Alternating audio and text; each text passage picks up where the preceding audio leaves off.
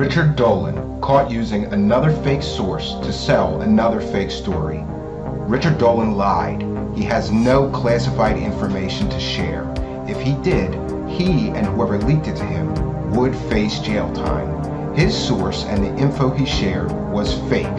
He is not getting leaks of classified information like he claimed. If he was, there would be consequences for him. He ran with a fake source he didn't bother to verify yet again. You cannot take notes from classified documents and leak them, not without risking jail time. Who's risking jail time for Richard Dolan? Intentionally disclosing classified information without authorization is a federal crime under the Espionage Act. Punishment may be up to 10 years in prison, a long fine, or could even get you charged with treason.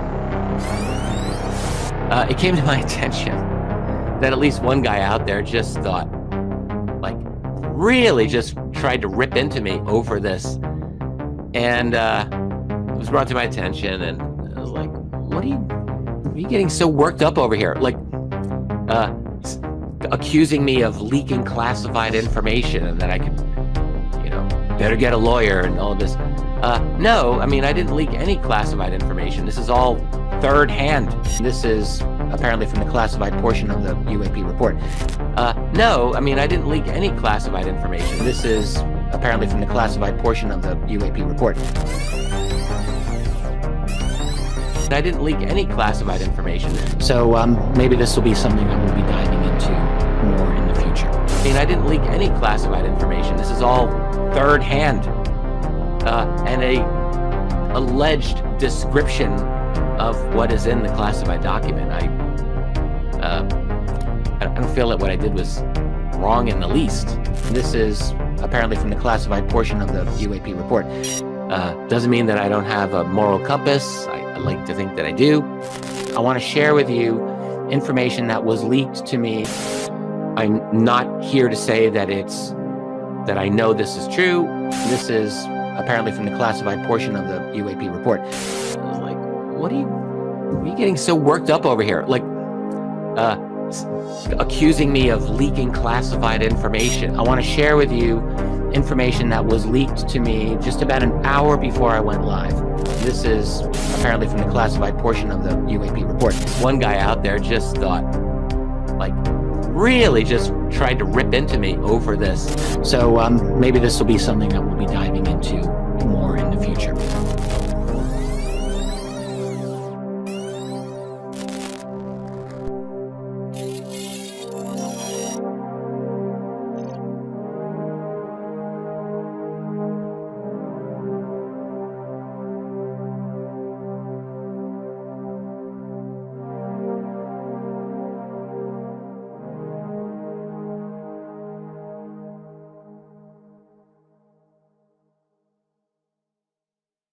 Greetings and salutations, friends.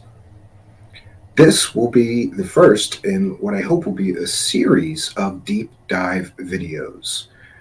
I have been investigating and looking into the work of one Richard Dolan for several years now, honestly. And recently, Mr. Dolan has found himself in hot water yet again, with new startling revelations that he sold another completely and totally fake made-up story with fake made-up sources and fake made-up information. Now, this comes as no surprise to me whatsoever, having followed the many completely and totally fake sources and fake stories that Richard Dolan has peddled in the last few years. However, many are rushing to his defense, saying, we all make mistakes. But here we have another one. Another time that Richard Dolan is caught literally with his pants down, looking like a fool.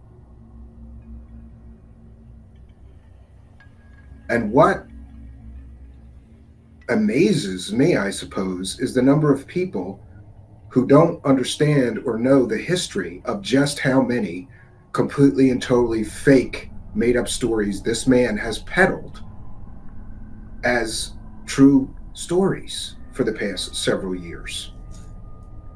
So I've decided to release a bunch of my coverage of Mr. Dolan selling fake stories all in one deep dive video here. This, my friends, will be my video, Richard Dolan, UFO Secrets or Cosmic Con Job. What exactly is Richard Dolan selling? Is he really selling UFO secrets? Or is this all just one big giant cosmic con job? Let's get into it, friends. So here is what happened most recently with this most recent revelation of Richard Dolan selling a completely and totally fake story from fake sources. The UAP report came out some time ago, and right after it did, Richard Dolan began telling people that he had leaked information from the classified version of that UAP report that congressmen and military people got. Right away, I became suspicious because it is, after all, literally a federal crime for somebody to leak that classified information to anybody. But nonetheless, Richard Dolan claimed that he knew somebody that read the classified version of that UAP report and took notes and sent him the notes. Actually, his story has changed several times about, this chain of custody for this so-called secret information that he had. And Richard Dolan went on to make monetized videos, and also, I believe he made some videos behind his paywall about this information, this confidential, top secret information that he was being leaked. No, friends, I said it many times. It would be literally a federal crime for somebody to leak that information to him. There would be consequences, a large fine or up to 10 years in prison for doing that.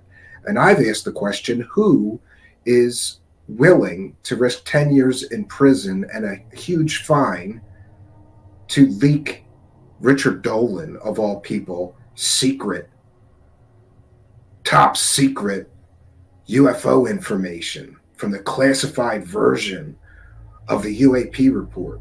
No, I believed at the time it was nonsense. And in fact, there actually exists a video of me. I took it down, but some people still have it, of me yelling and screaming at Richard Dolan that he was full shit. And I believe that he is. Recently, we got confirmation of just how full of shit Richard Dolan was, lying through his dough scam teeth, telling everybody that he had that top secret information leaked to him.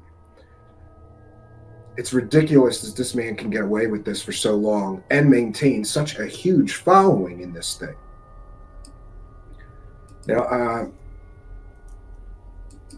what happened recently is that John Greenwald from the Black Vault filed FOIA requests and got, though it's redacted a good deal, John Greenwald got the classified version of that UAP report. And wouldn't you know that nothing, absolutely nothing, that Richard Dolan was selling his, members, get behind my paywall, nothing that Richard Dolan was talking about in his monetized videos discussing this secret information he had. No, it turns out that nothing that he said was in the real classified version of those UAP documents. Leaked to me today: energy pulse propulsion system projects, ion propulsion systems, anti-gravity propulsion systems, antimatter propulsion systems, ramjet hydrogen propulsion systems. He was talking about all of these things that were in the classified version of that UAP report. Made a bunch of videos, I believe both public and get behind my paywall videos.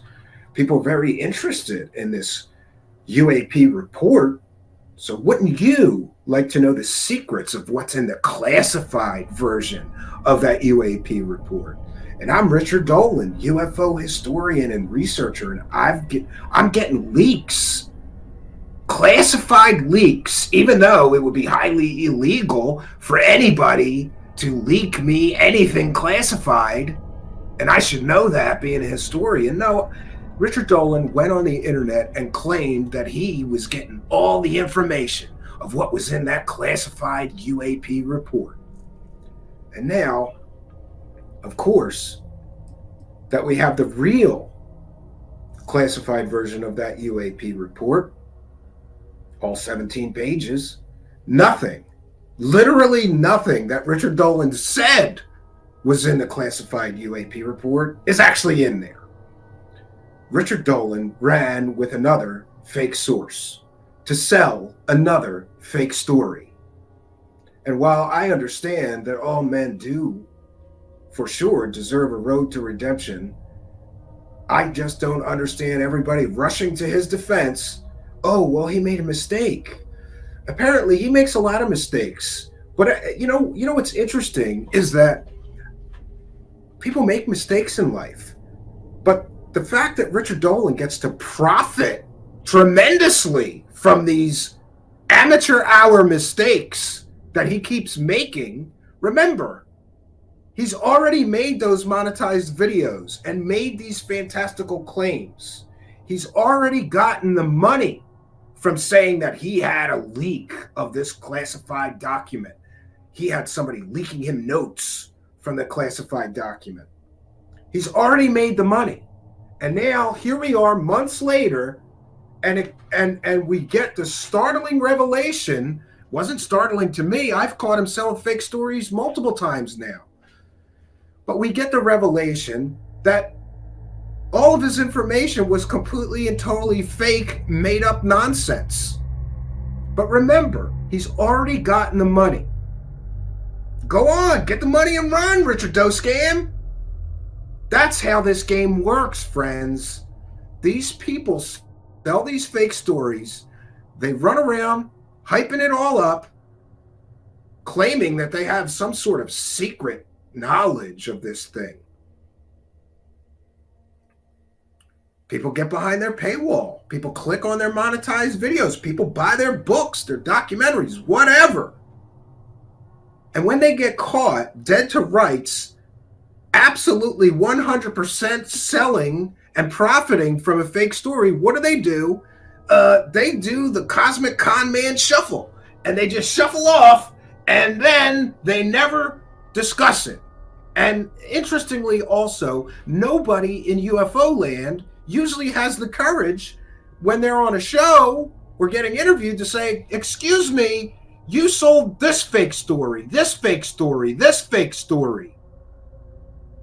Can you explain that? No, many of these people, including Richard Dolan, they don't ever explain it. But I've been fortunate in that I was able to at least force him to explain one of them.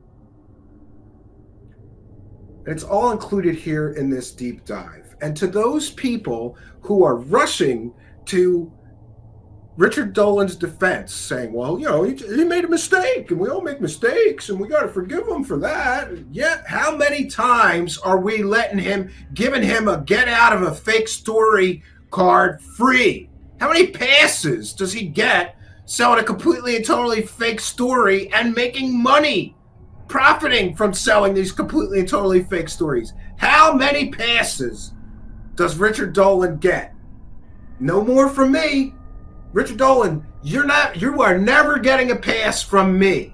Some of these other people, right? These ass kissers might, he's Richard Dolan, right? I see him on TV. People are putting this person selling completely and totally fake stories on some sort of pedestal. A pedestal he has not earned.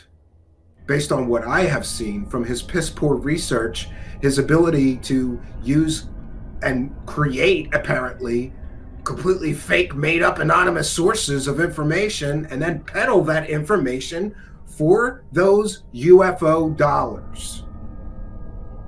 No. If this had been the only time that he made a goof like this, a huge major mistake like this, I would forgive him and move on. I wouldn't even Think about it. But the fact that this is how many stories now? We're going to see it all here tonight in this deep dive video. And I got to say, I did not include all of my research or research materials in this. Why? Because I got a lot more for you, Richard Dolan. I got a lot more. But this will suffice for now. And let me be clear in saying that the purpose of this video is not to demean anyone or damage anyone's reputation. My interest here is simply in educating the public about who's peddling garbage UFO fairy tales and who is worth actually investing your time, energy, or money into. That's our purpose here. People, before they plop down their hard-earned money for a UFO conference where people like Richard Dolan are speaking, should have the right to be educated. What's their track record like? What kind of ethics or morality does this person have? How trustworthy are they? Trustworthy. That is a very important word. Who is worthy of our trust? Well, I've been watching his so-called work for quite a long time now, and I got to tell you that Richard Dolan is not worthy of anyone's trust. And at this point, having caught him selling so many fake stories from completely provably fake sources, I have no more forgiveness for him. But I'm working on that. Is there a road to redemption for a man like Richard Dolan, who has been selling completely, totally fake stories as true stories for years? I hope so.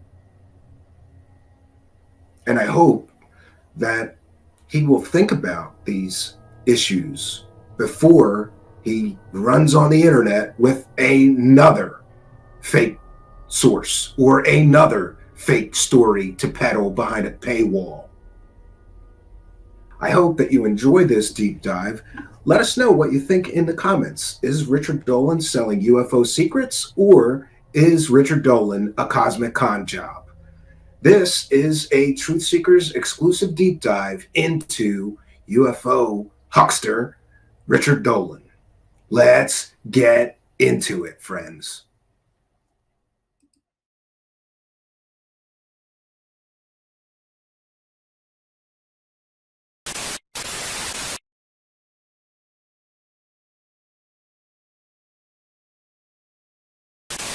This particular interview we're about to do, this is a man who's in the U.S. military, who's had experiences, he says, relating to knowledge of ET, the ET presence here on Earth.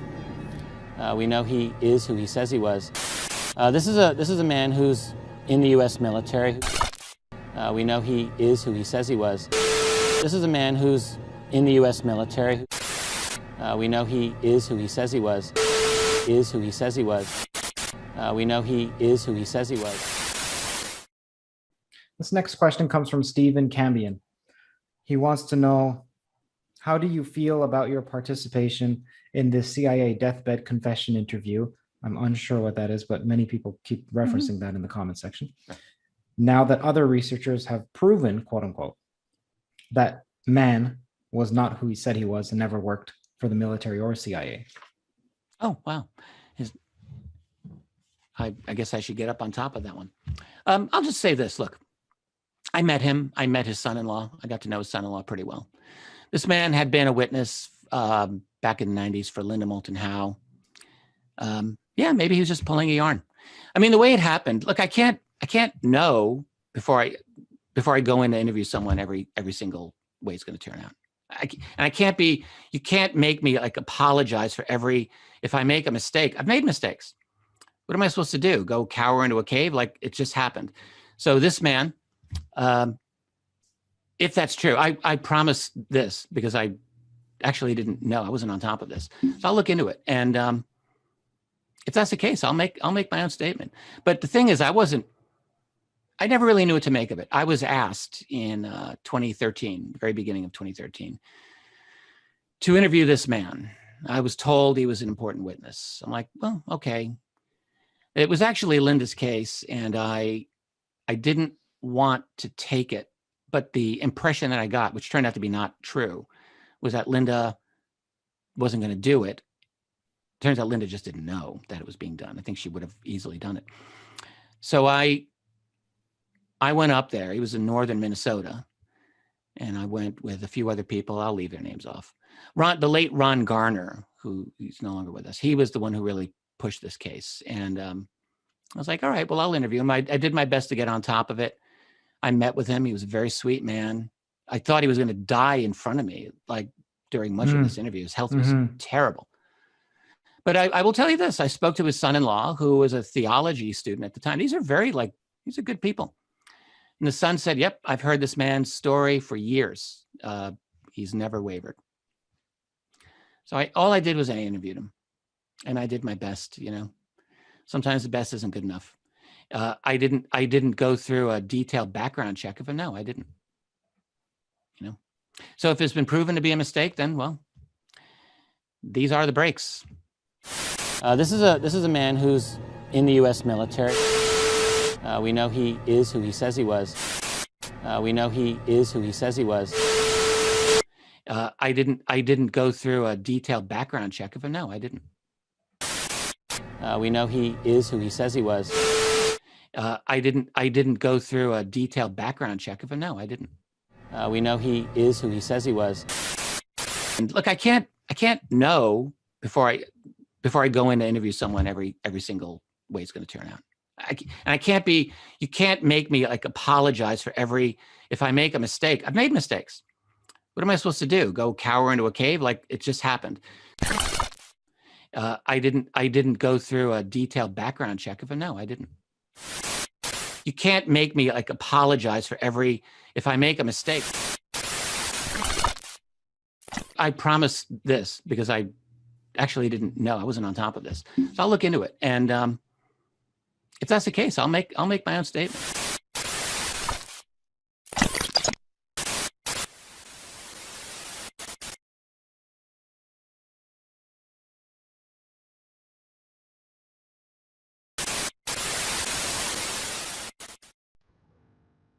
Well, greetings and salutations, friends, and welcome back to Truth Seekers. Tonight I'm going to get something off my to-do list. Something has been on my to-do list for quite some time. And like any nagging task that we know we will not enjoy, we put it off. And I have put tonight's task off for quite some time. Sure in the knowledge that I would take no pleasure in completing the task, but knowing full well that the task needs to be completed in order for me to move forward, to do that which I have to do. And so tonight, I take no pleasure in what I'm going to present tonight. In fact, I hate that I have to do this, but I truly feel like somebody has to do it. And if nobody else is going to stand up and get this done, then I will. If nobody else is going to stand up and say what needs to be said, then let it be me. So let it be me, friends.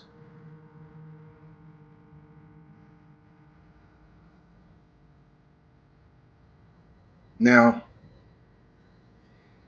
it's important that I just mentioned that tonight's show is about Richard Dolan, an early hero of mine. Really, growing up and being into this UFOs and alien stuff, my two biggest heroes were Stanton Friedman and Richard Dolan. I've been following Richard Dolan since he kind of came onto the scene, but it was really his first book, which I believe was around 2002, that really got me following and impressed with one Richard Dolan. For those that don't know, Richard Dolan is a researcher, lecturer, author who studies the topic of UFOs and aliens and secret space programs. he's sort of known to be the trusted voice, to be the grounded one. He's not out there just telling stories. He does actual research. He looks into archives. He was once very focused on finding evidence and proof. He's been on Ancient Aliens and countless television shows and documentaries. He has made a living at this thing for decades now, I suppose, having authored so many books and been a fixture at just about every major UFO conference for years and years and years. This is his living. And listen, there's nothing wrong with making a living. I'm not going to comment on whether we should have professional ufologists or not.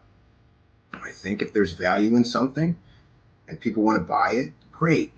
The problem that I have with all of these people is that if what you are selling it as factually correct. You are selling it as this is a true story. And then it isn't a true story. To me, there's certainly ethical and moral problems with that. And I believe that there should be legal problems with that. There's a very fine line between clickbait and fraud. And some of these people operate right in that gray area. How far can I push fake shit that I'm selling? How far can I push this thing before I do get in legal trouble? And I believe a lot of them go right to the edge, man. They go right to the edge because many of them make statements that they're claiming are factual, but they cannot back them up. I used to think Richard Dolan was not one of those people. Some people have commented that I have stopped covering a lot of what I used to call cosmic con men. People like when I do that. People like to know the real truth behind some of these guys out there selling UFO and alien stories. And the truth is, I used to beat up on several people that are out there selling fairy tales. But lately, the more I think about it, it's not fair to just beat up on one or two of these guys because they're the really fantastical ones. They're the ones that really lie all the time. But these other guys over here, this other team, oh, they're the good guys. There are no good guys or bad guys in this. There are certainly teams and cliques of people that all hang around each other. And they help each other make more money selling UFO fairy tales and alien fabricated stories about aliens and Area 51. They all help each other out. And you know what? It's a big club, and I ain't in it, but I know a lot about that big club. And tonight, I'm going to sort of spill the beans on some of this stuff. And the reason I'm doing it is because somebody has to. Somebody's got to stand up and say, this is what's happening all around our community, and everybody's, it's the elephant in the room, friends. It's the elephant in the room, and it's been in this room for years. And we just allow it to happen. And some people reach a certain level of prominence in that big club, and you're not supposed to be critical of them. You're not supposed to say that what they're selling is fake. Even if it is, keep your mouth shut. He's a good researcher. You're way off base. You don't know what you're talking about. All the people telling me things like that don't have the facts in hand before putting their mouth in gear. And that, my friends, is a stupid way to engage me. Do you think that I'm going to do something like this without having facts in hand before putting my mouth in gear? Hell no. We've got evidence to prove that some of these stories being peddled around are complete and total fabrications. We're just supposed to give the people doing this a pass? No, I don't think so. And as bad as some of the really fantastical people like Corey Good and David Wilcock get, selling absolute fairy tales with totally fake sources, nothing that's based in reality whatsoever, conversely, the other side of the coin is just as bad. They're just better at it. They're better at the packaging. Make this shit look legitimate. Make it look like this could really be real. Let's really do this up so it looks like we have actual evidence and facts. But when you peel the onion, friends, when you peel back some layers, they don't have shit either. These guys don't have shit either. They have bad fake sources. They have a lack of research into the people they're calling sources, it's very easy to say this guy was a CIA agent. It's difficult to have the proof before you say with your mouth that this guy is a CIA agent. If you're going to say this is a CIA agent and profit from stories you're selling about that supposed CIA agent, you better have proof that he's an actual CIA agent. So tonight we're going to be talking about this thing that was put together by Jeremy Corbell with Richard Dolan called CIA Deathbed Confession. Friends, like I said previously, there's a very fine line between clickbait and fraud. If you're putting in the title, Deathbed Confession by CIA Whistleblower, you better have proof. You're taking money for this. You see the problems with this? You put in the title, CIA Deathbed Confession about UFOs. Friends, you can't do that. You can't do that. You can't say that as a factual statement without the proof. And tonight we're going to get into some of this because this is ridiculous that this has just continued to allow to go on and nobody stands up and say, excuse me, this is bullshit. Why is this allowed? Why can people do this? Why can people take money for fake stories that they're claiming are real? It's ridiculous. And I also want to mention here, first, let's get some business out of the way. This is important. A mutual acquaintance between, let's just say a mutual acquaintance, somebody that knows both Richard Dolan and I contacted me earlier today after I posted the teaser for tonight's show on Twitter and said, what I'm doing is, what you're doing, Stephen, is not fair. You should have him on to answer for the things that you're going to talk about. And hell yeah, Richard Dolan, you want to come on? Here's what you do. If you want to come on and defend what I'm going to talk about tonight and your actions in this whole shit show, we'd love to have you. But Richard Dolan is too big, high, and mighty to actually address real criticism, or he's too cowardly. But if you would like to, Mr. Richard Dolan, just email me at truthseekershow@gmail.com. truthseekershow@gmail.com. Just email me and I can send you a link and you can come right on here and we can have what I'm sure will be a lively and spirited, but I promise you respectful discussion about what I'm talking about tonight. If you want to do that, great. Or if you email me and you just want to call in, we have a call-in line, Mr. Richard Dolan. And if you'd like, you can call in, just voice on your cell phone, and we'll get you right in here and discuss some of this stuff. So yeah, it is fair. The invitation is there. So don't anybody tell me that what I'm doing here is not fair. It's fair. He can come on if he wants to. Invitation's open. And of course, we would allow him to come on because I'm not scared of open debate. I have facts in hand here. I have evidence. And I'm afraid that Mr. Richard Dolan just does not have the evidence to back up this project that he was involved in that was titled CIA Deathbed Confession about UFOs.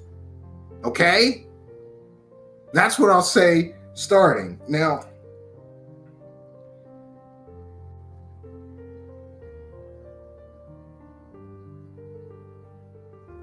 I believe that at various times, Mr. Richard Dolan has basically sold his proposed credibility in the UFO community to help other people without that credibility that he's perceived to have sell fairy tales. He's done this multiple times, and each time he profits from it.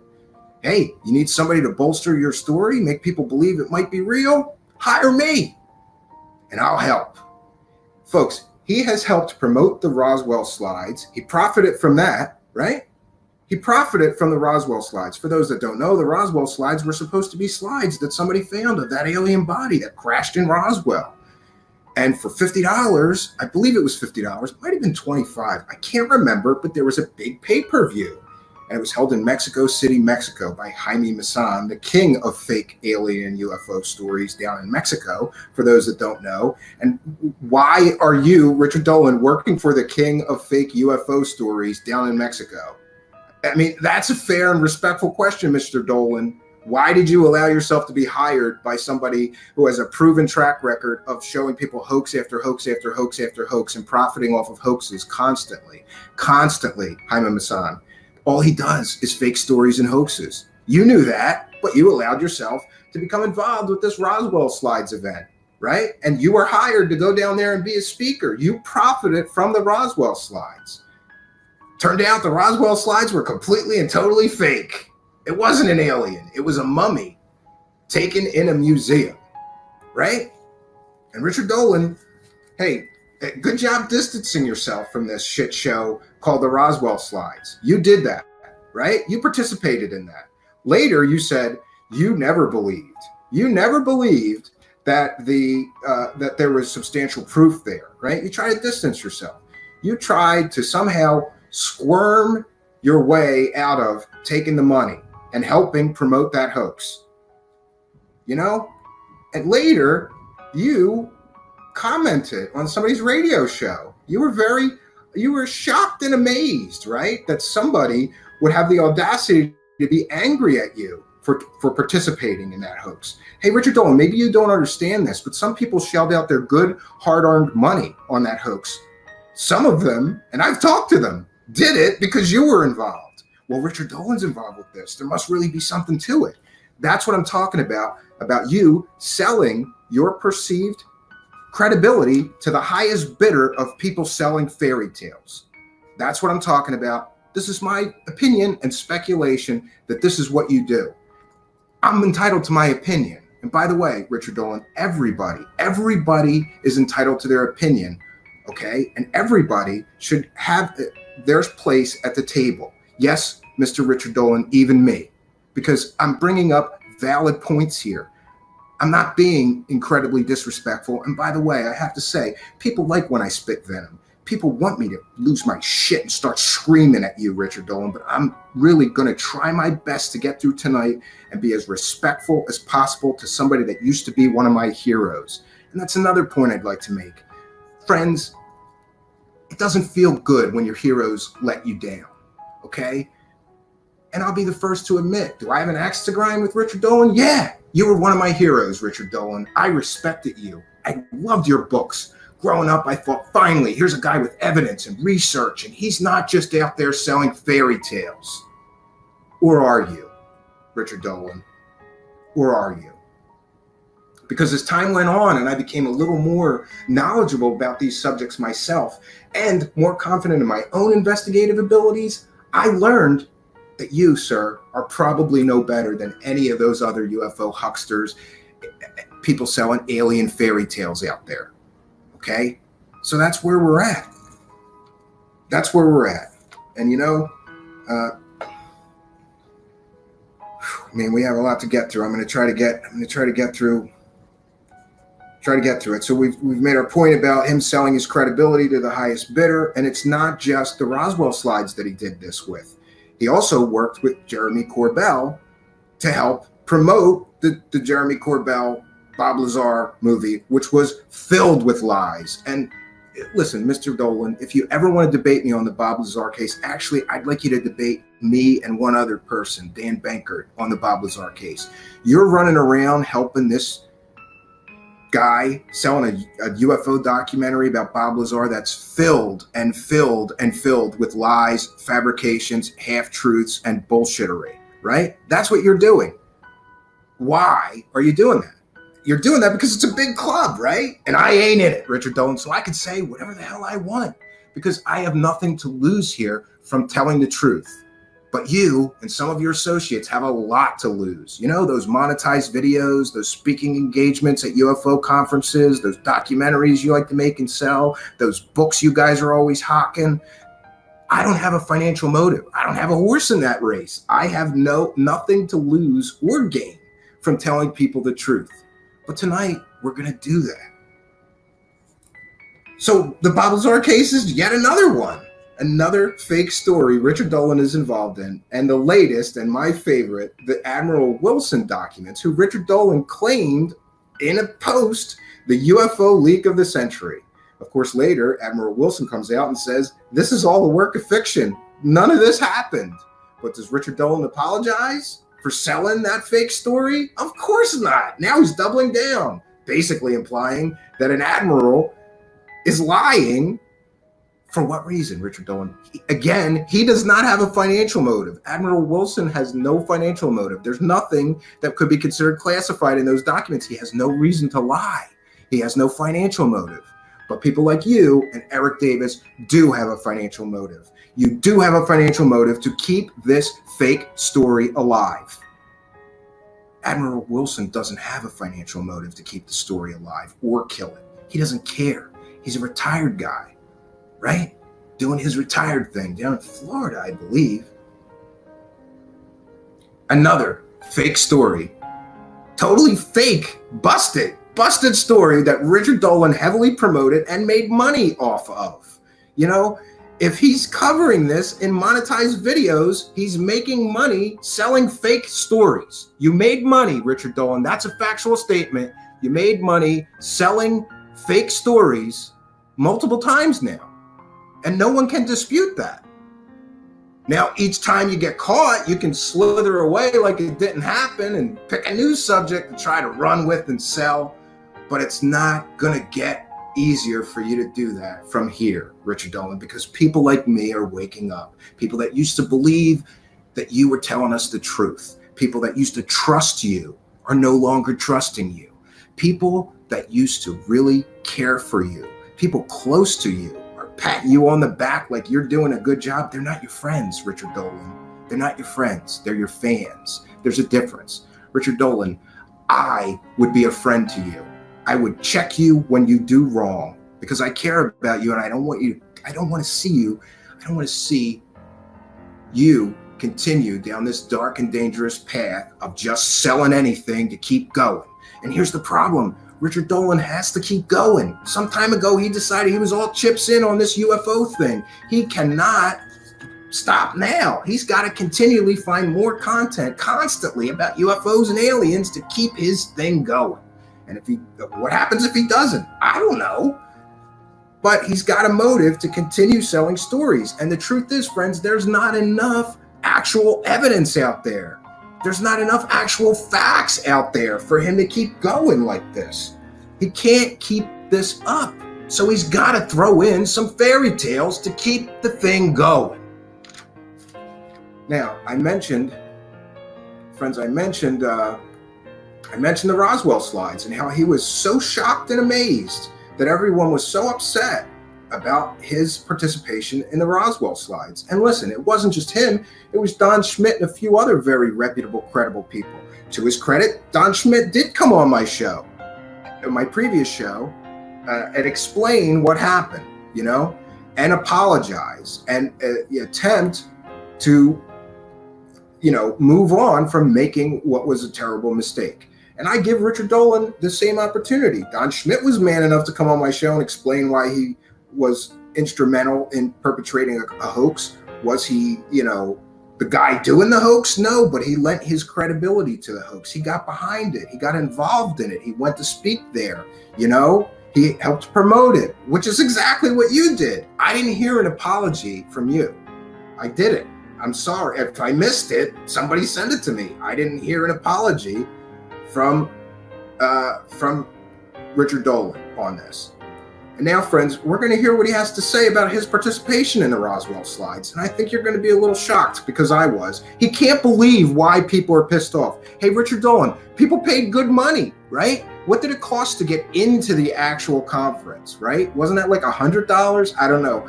I can't find how much going to the conference in Mexico City cost. But what was the pay-per-view? How much did they make from that? Tens of thousands of dollars, right? How much did you get paid? What was your cut, Richard Dolan? These are valid questions. Questions you don't want people to ask. You wish people would forget about this. But I don't forget, Richard Dolan, and neither should my viewers. Let's see what he has to say about the Roswell slides. I think I have this queued up, friends. And I'm going to say here, fair use, fair use, fair use. This is from the Where Did the Road Go radio show.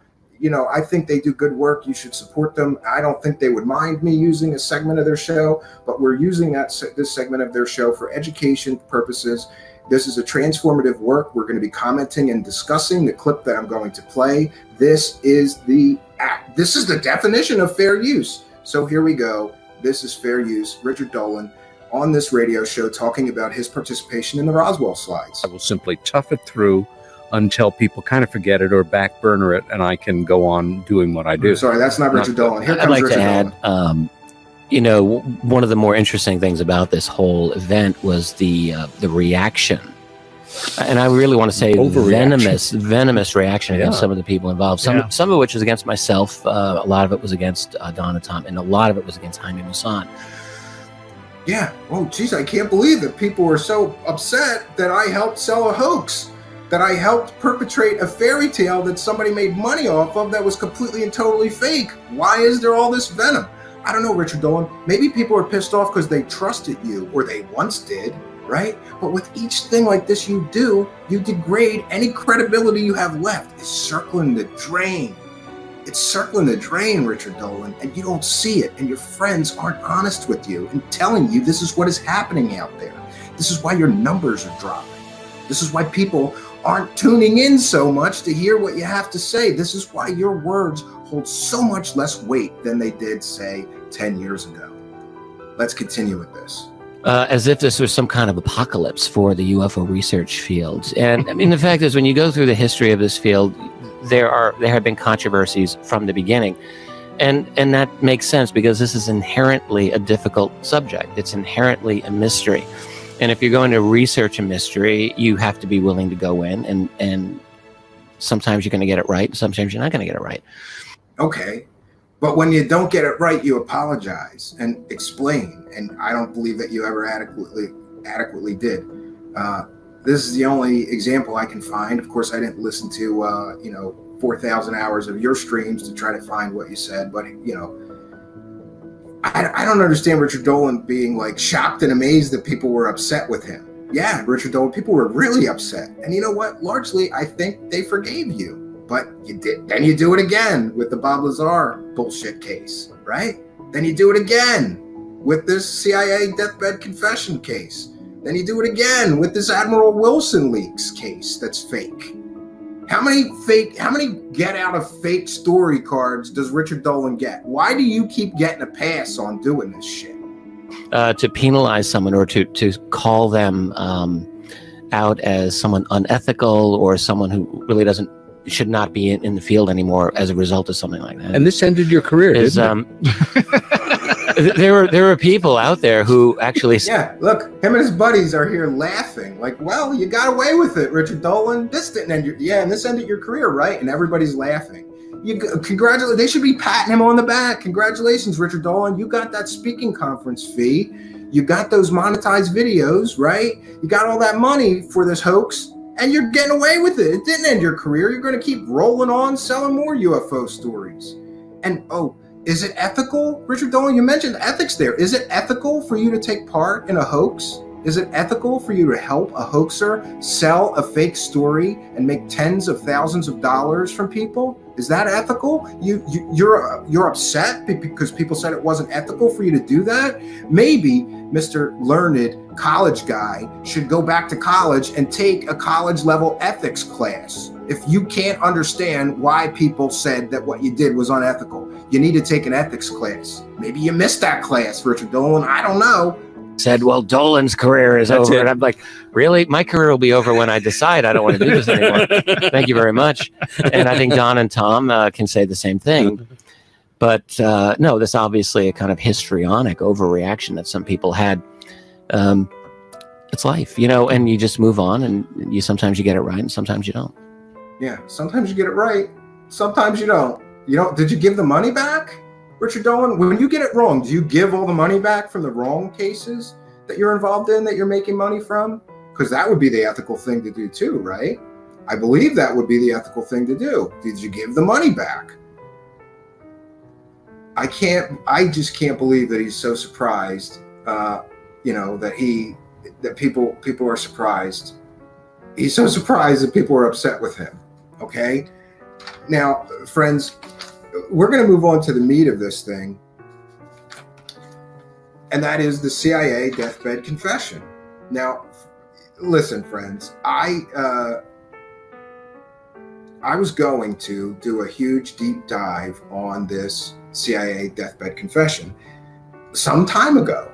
And then I found that someone had already picked it apart piece by piece and presented all kinds of evidence proving that the gentleman in this CIA deathbed confession is literally wrong about almost everything he says.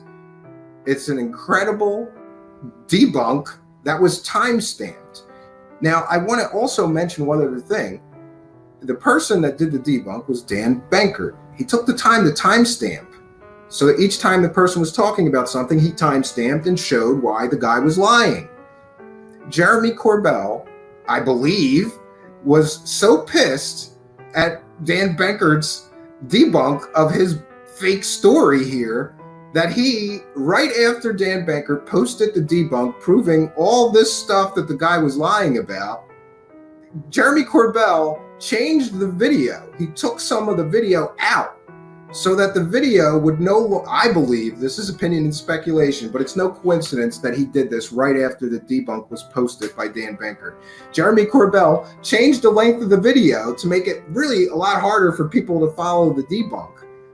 Following it right on the timestamp, however, I don't believe is important. The important part is the information that was presented and what the facts and evidence are, okay? So, friends, I got to tell you, I don't trust most people. I'm just not a very trusting person. So I talked to Dan earlier today, and, we just talked very briefly. He doesn't want to really be that involved, but he's letting me use, his research. And here's the deal. I explained to him, I don't generally trust people. So what I did is I went over his debunk, and every place that was, he's mentioning factual statements that you could check. I checked to see if what he was saying was entirely factually accurate. And on each point, I agree that it is. Some of the stuff is a little bit of speculation, but I still agree with his speculation. But some of the things cannot be actually, point by point. I can't call to verify some of the stuff and fact check it, but I still have tremendous respect for what he did, because, friends, it's not right what these people are doing. It's just not right. Just not right what these guys are doing. And we're going to get to the debunk, but you have to give me a moment, friends. So just give me a moment, because I'm getting the screenshots that I have of the actual debunk. And in the meantime, I also want to mention that the story of this CIA agent was brought to Jeremy Corbell and Richard Dolan by Linda Moulton Howe. And we all know, if anybody doesn't know, Linda Moulton Howe's sources are all fake, from fake astronauts to fake SEALs. She gets caught every time she puts out a big story with a source. She gets caught using a fake source. Linda Moulton Howe is the source for this information, this supposed CIA agent. So first of all, no, it's ridiculous. It's absolutely ridiculous that Linda Moulton Howe is the originator of this source. And by the way, Linda Moulton Howe, you can't keep doing this either. Oh, and they're buddies too. Yeah, it's a big club and you ain't in it. In fact, Richard Dolan and Linda Moulton Howe share an employee in common. They both use the same social media manager. So when Linda Moulton Howe runs around selling fake stories, it's okay because they're buddies. He won't comment on any of Linda Moulton Howe's fake stories because they're buddies. And I get that. He's lost his objectivity with her because they're friends. He can't comment even when Linda Moulton Howe gets caught dead to rights, for example, selling a fake alien photo that was supposed to be taken on the moon, but it was actually taken from a 2005 video game cover called Area 51. Yeah, she did that. I asked Richard Dolan to comment on it. I heard crickets. Funny that, Mr. Richard Dolan. But hey, let's get to this deathbed confession, right? We're not gonna play a lot of this deathbed confession because there's just not time to go through the whole thing. point by point and match it up with the debunk, we're going to play just a little bit of Richard Dolan speaking at the beginning of it and a little bit of the interview. And again, we're going to cite fair use, fair use. We are discussing this. We're educating the public on some people that are running around selling fake stories about aliens.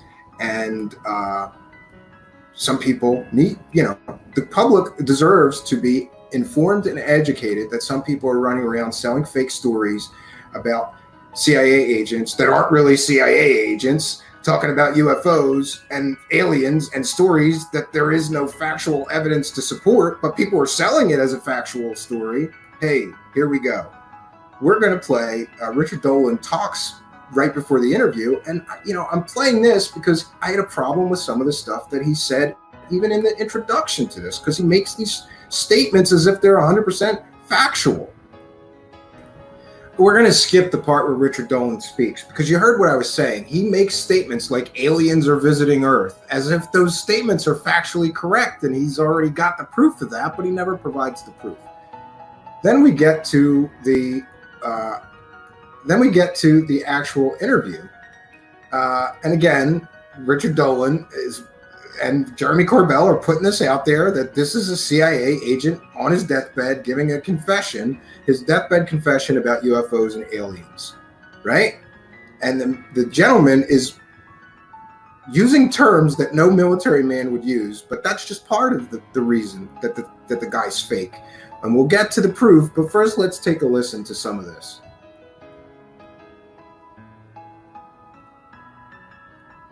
And thank you, BGs, for the save. Boy, I'm sorry, I got to start monitoring the live chat.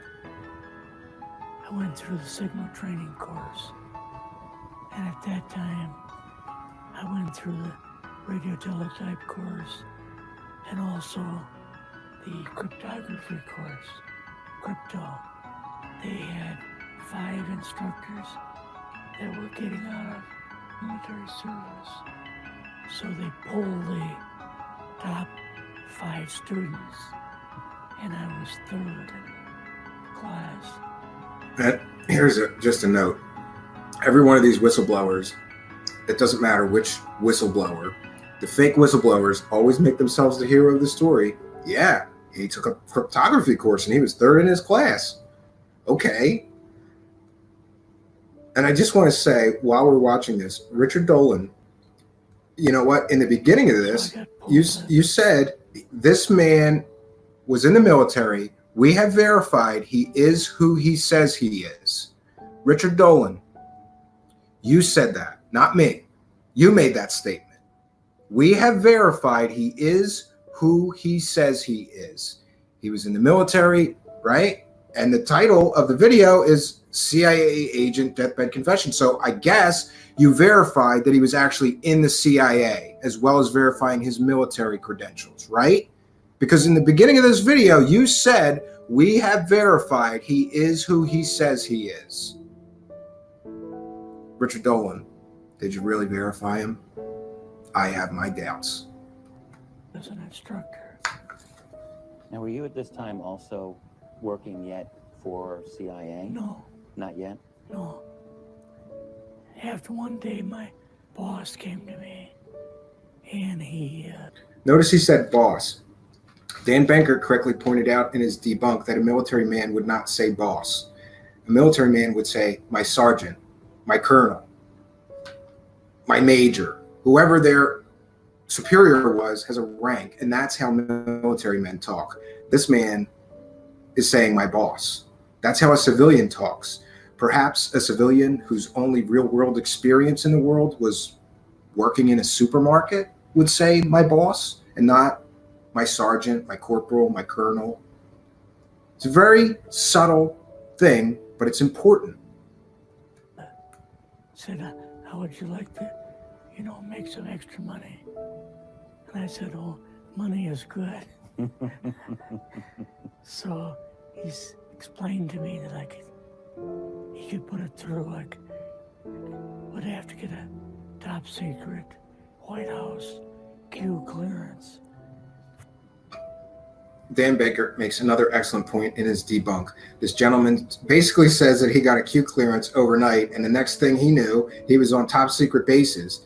No, friends, even back then, it took something, a significant amount of time to get a Q clearance, because Q clearance dealt with nuclear weapons. And that was the height of the Cold War, 58, 59, the height of the Cold War. No way this guy's getting a Q clearance overnight and walking into a top secret military base.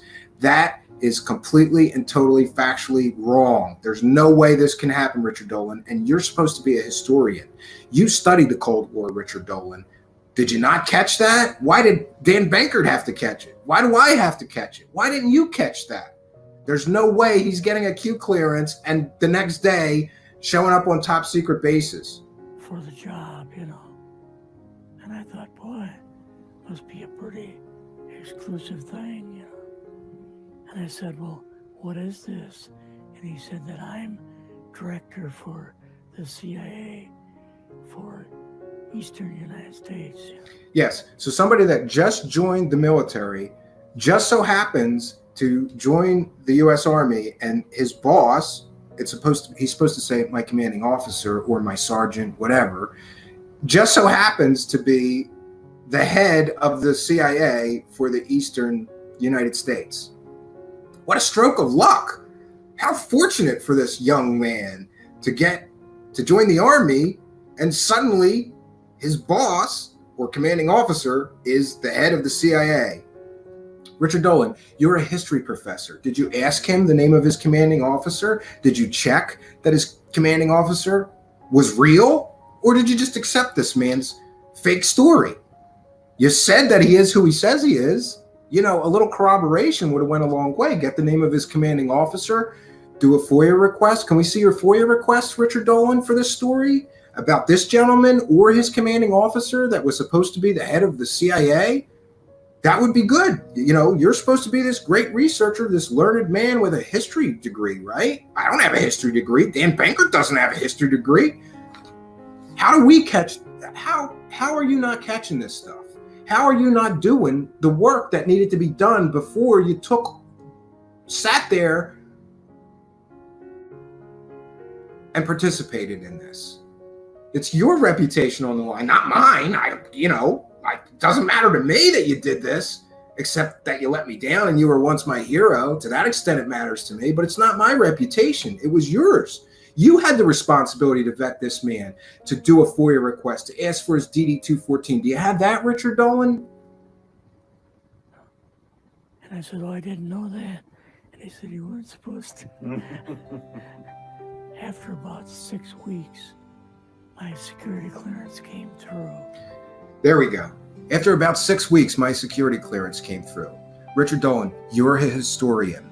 Show me in anywhere in history in 1958 where someone would get a Q clearance in 6 weeks. You can't. You can't. Wouldn't happen. Wouldn't happen. It was the height of the Cold War. And I got my CIA card. It was an ID card, like a credit card, where I could just go up to the door and slice it. Here's another excellent point. And you know what? We're just going to get back to me and the debunk documents, because did you notice that he said that he got his card, like the card, the magnetic card that you slide? That's another thing that Dan Bankert caught. That was supposed to happen in 1958. Folks, magnetic cards were not invented until almost 10 years later. There's no way on God's green earth that he could have got a magnetic card that you slide through a magnetic card reader for entry into a building. Those weren't invented. Okay? And Dan Bankert got the facts of where and when magnetic cards were invented. And it was not in 1958 when this gentleman claims to have gotten a card. There's another huge gaping hole that a history professor, you know what, David? You know what, Richard Dolan? I think you're not worthy to be a high school history teacher at this point. Because how did you, a history person, not think, let me check on when those cards were invented? Let me check, if that part of his story is true. Did you check on that? Can we see your research on what, did you call around to check on when magnetic cards were invented? Did you look it up? Because Dan Bankert did. And they were invented 10 years later, Richard Dolan. This story is all fake. Everything this guy says can be picked apart brutally and with facts. And Richard Dolan did none of that. He did none of that, but was somehow involved in this story.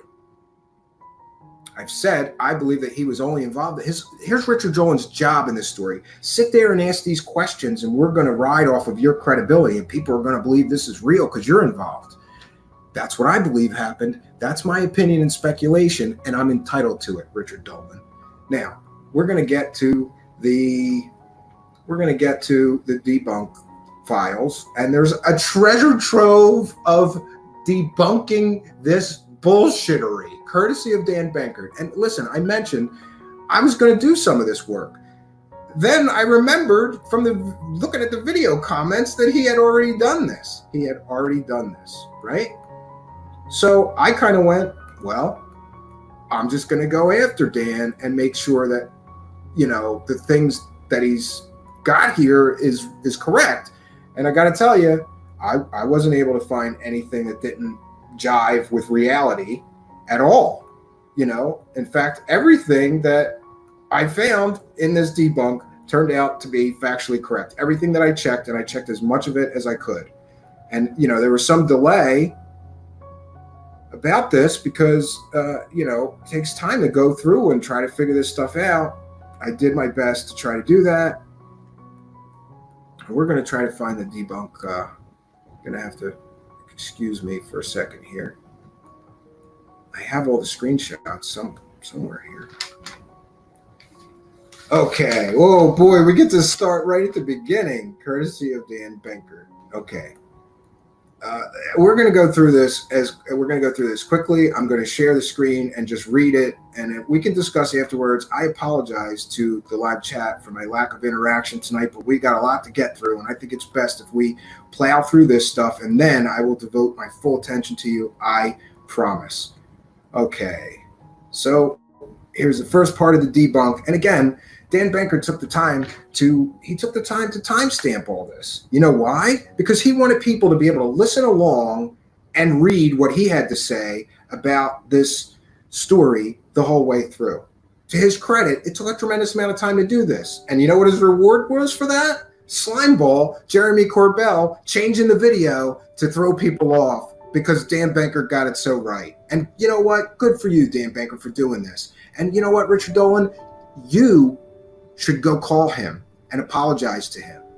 You really should. You should call him and apologize to him. All right at the 10-second mark, we have, if he were dying, he would be in a hospital bed and not walking around a cheap hotel. Look at the video. This is not a hospital or a hospital room. It's a hotel room with a typical TV, clock, radio, window, AC, and phone. You can see Dolan notes on the bed and his luggage and recording equipment. The man is using a walker, not a wheelchair. I'm not sure why using the walker, not the wheelchair, is important, but I agree with Dan Bankert here. He's supposed to be on his deathbed. He didn't look like he was dying to me. He looks like he was in a cheap hotel. Maybe that's where this was filmed. I don't know. But I think Richard Dolan should have to explain why was this in a hospital? The 15-second mark. This guy is dying of kidney problems. He wants us to believe him, but he keeps using the words blood cleansing instead of dialysis. He has the most normal looking skin I've ever seen for a person dying of kidney problems. He would have had jaundice look to his skin.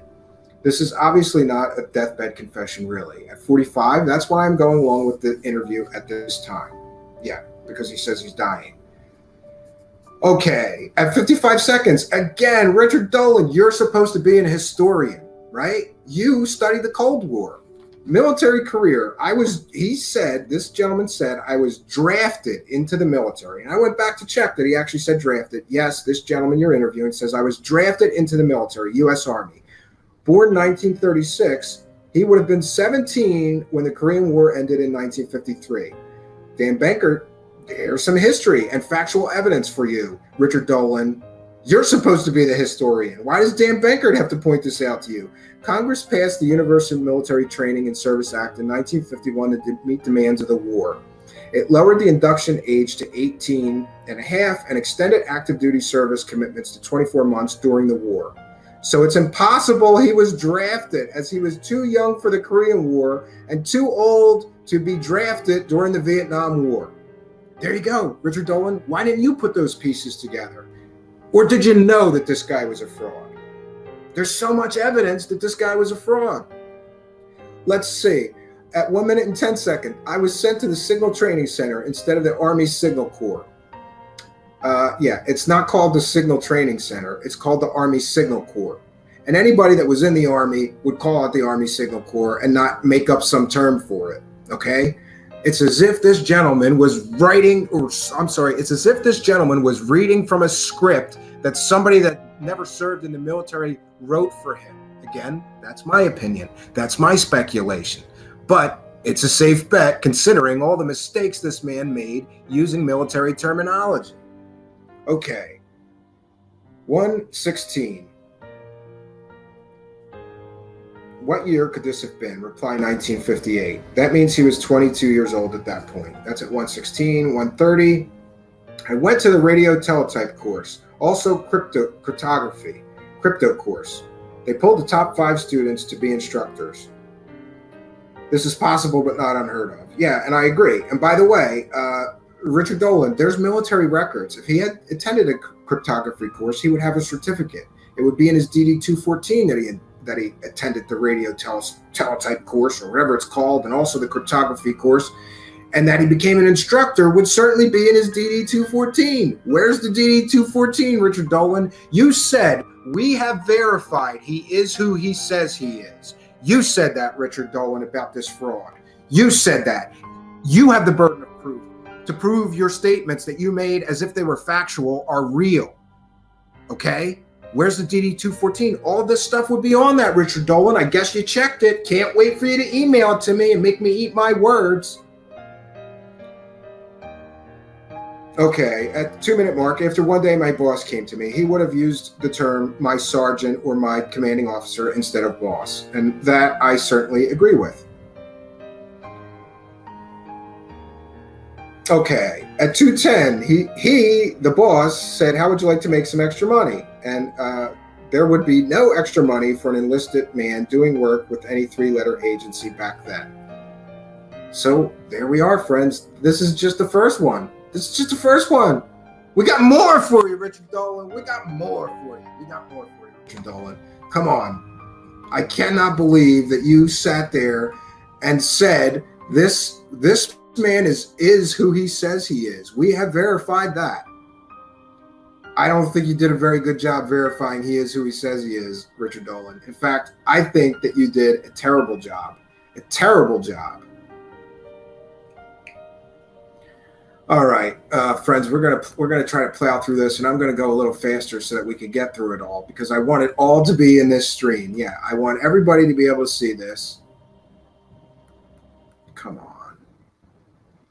On the U-2, President Dwight Eisenhower personally signed off on the U-2 acquisitions. Officials from the CIA, Air Force, or Lockheed, the contractor building the U-2, began moving into the facility in July 1955. The site was selected for the U-2 program in 1955 after aerial survey by the CIA and Air Force staff. Yeah, it wouldn't have been in the main building.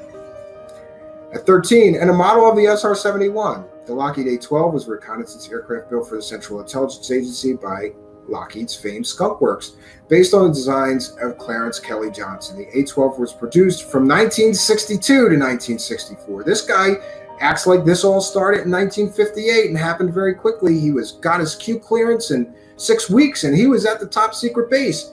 The A-12, he said that there was a model of the SR-71 there, that also known as the A-12, the predecessor. Was the predecessor to the SR-71 was not even produced, right? Until 1962 to 1964. The SR-70, listen, so he's speaking of 1958 or 1959, and the prototype of the A-12 wasn't even built before the 1960s. Richard Dolan, you're the historian. You missed us again selling this fake story. Here's another indicator this man is not telling us the truth. Okay, 1340, flew back on President Eisenhower's Lockheed Electra. Listen, Dan Bankert knows a lot about aviation history, so I trust his judgment on this stuff. Okay? Yeah, the Lockheed L-88 Electra is an American airliner built by Lockheed. First flown in 1957, it was the first large turboprop airliner built in the United States. Initial sales were good, but after a few fatal crashes and led to extensive modifications to fix a design defect, no more were ordered. Dan Benker can find no reference to President Eisenhower ever being on a Lockheed Electra. I checked with the Eisenhower Library, Dan, and I was unable to find any record of him ever flying on a Lockheed Electra myself. I couldn't find any evidence of that. President Dwight D. Eisenhower selected the Lockheed Constellation L-049 as his Air Force One and named it Columbine after his wife's state flower from Colorado. President Eisenhower's plane that he flew in was a Lockheed Constellation, Richard Dolan, not a Lockheed Electra. Details matter. You're the historian. You missed this as well. 14 minutes, meeting Eisenhower, the old CSS warehouse building. President Hoover was there. Hoover would have been almost 80 in 1958. Come on, really? An 80-year-old Herbert Hoover attended this meeting? You didn't find that suspect, Richard Dolan? Linda Moulton Hale's phone call. Her phone was tapped. They got my phone number through the phone company. Really? Well, you mean the NSA couldn't find him with all their spyware, Homeland Security? Yeah, that doesn't make any sense. Okay, 1550. When they found you, what happened? Response from old guy. 2 guys in black suits in a Lincoln Town Car came after him, right? The men in black. 2 guys in black suits in a Lincoln Town Car came after him.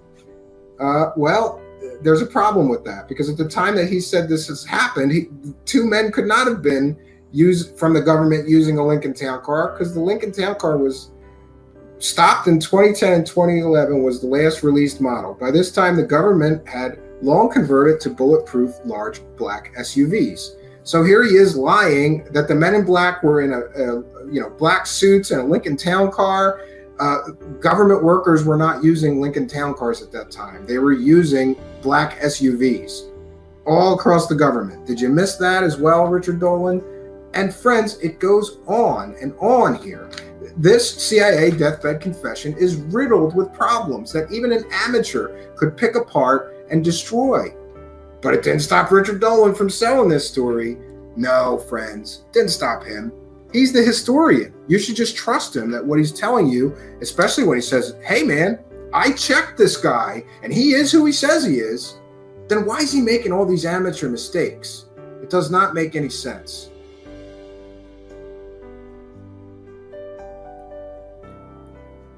And friends, yeah, we're going to get to the live chat, so, hold your criticism. Somebody just said I haven't shown any proof. I just proved 10 times that this guy lied 10 times in the deathbed confession, and Richard Dolan never proved any of that. He never proved it was factual, but I just proved it wasn't, so don't tell me I don't have proof. We've got the proof right here, and we're showing it. Let me see Richard Dolan's proof that this is real. He won't show his proof that this is real. Tell me I don't have any proof. All we're doing here is showing proof and evidence. It's not speculation. Details matter. This deathbed CIA guy said that 2 men in black came and visited him in a Lincoln Town Car at a time when nobody that worked for the government would be driving a Lincoln Town Car. All right, friends. Then we're going to pull up the next one here. And we're going to try to keep rolling on because that's what we're going to do here. We're going to try to keep rolling on.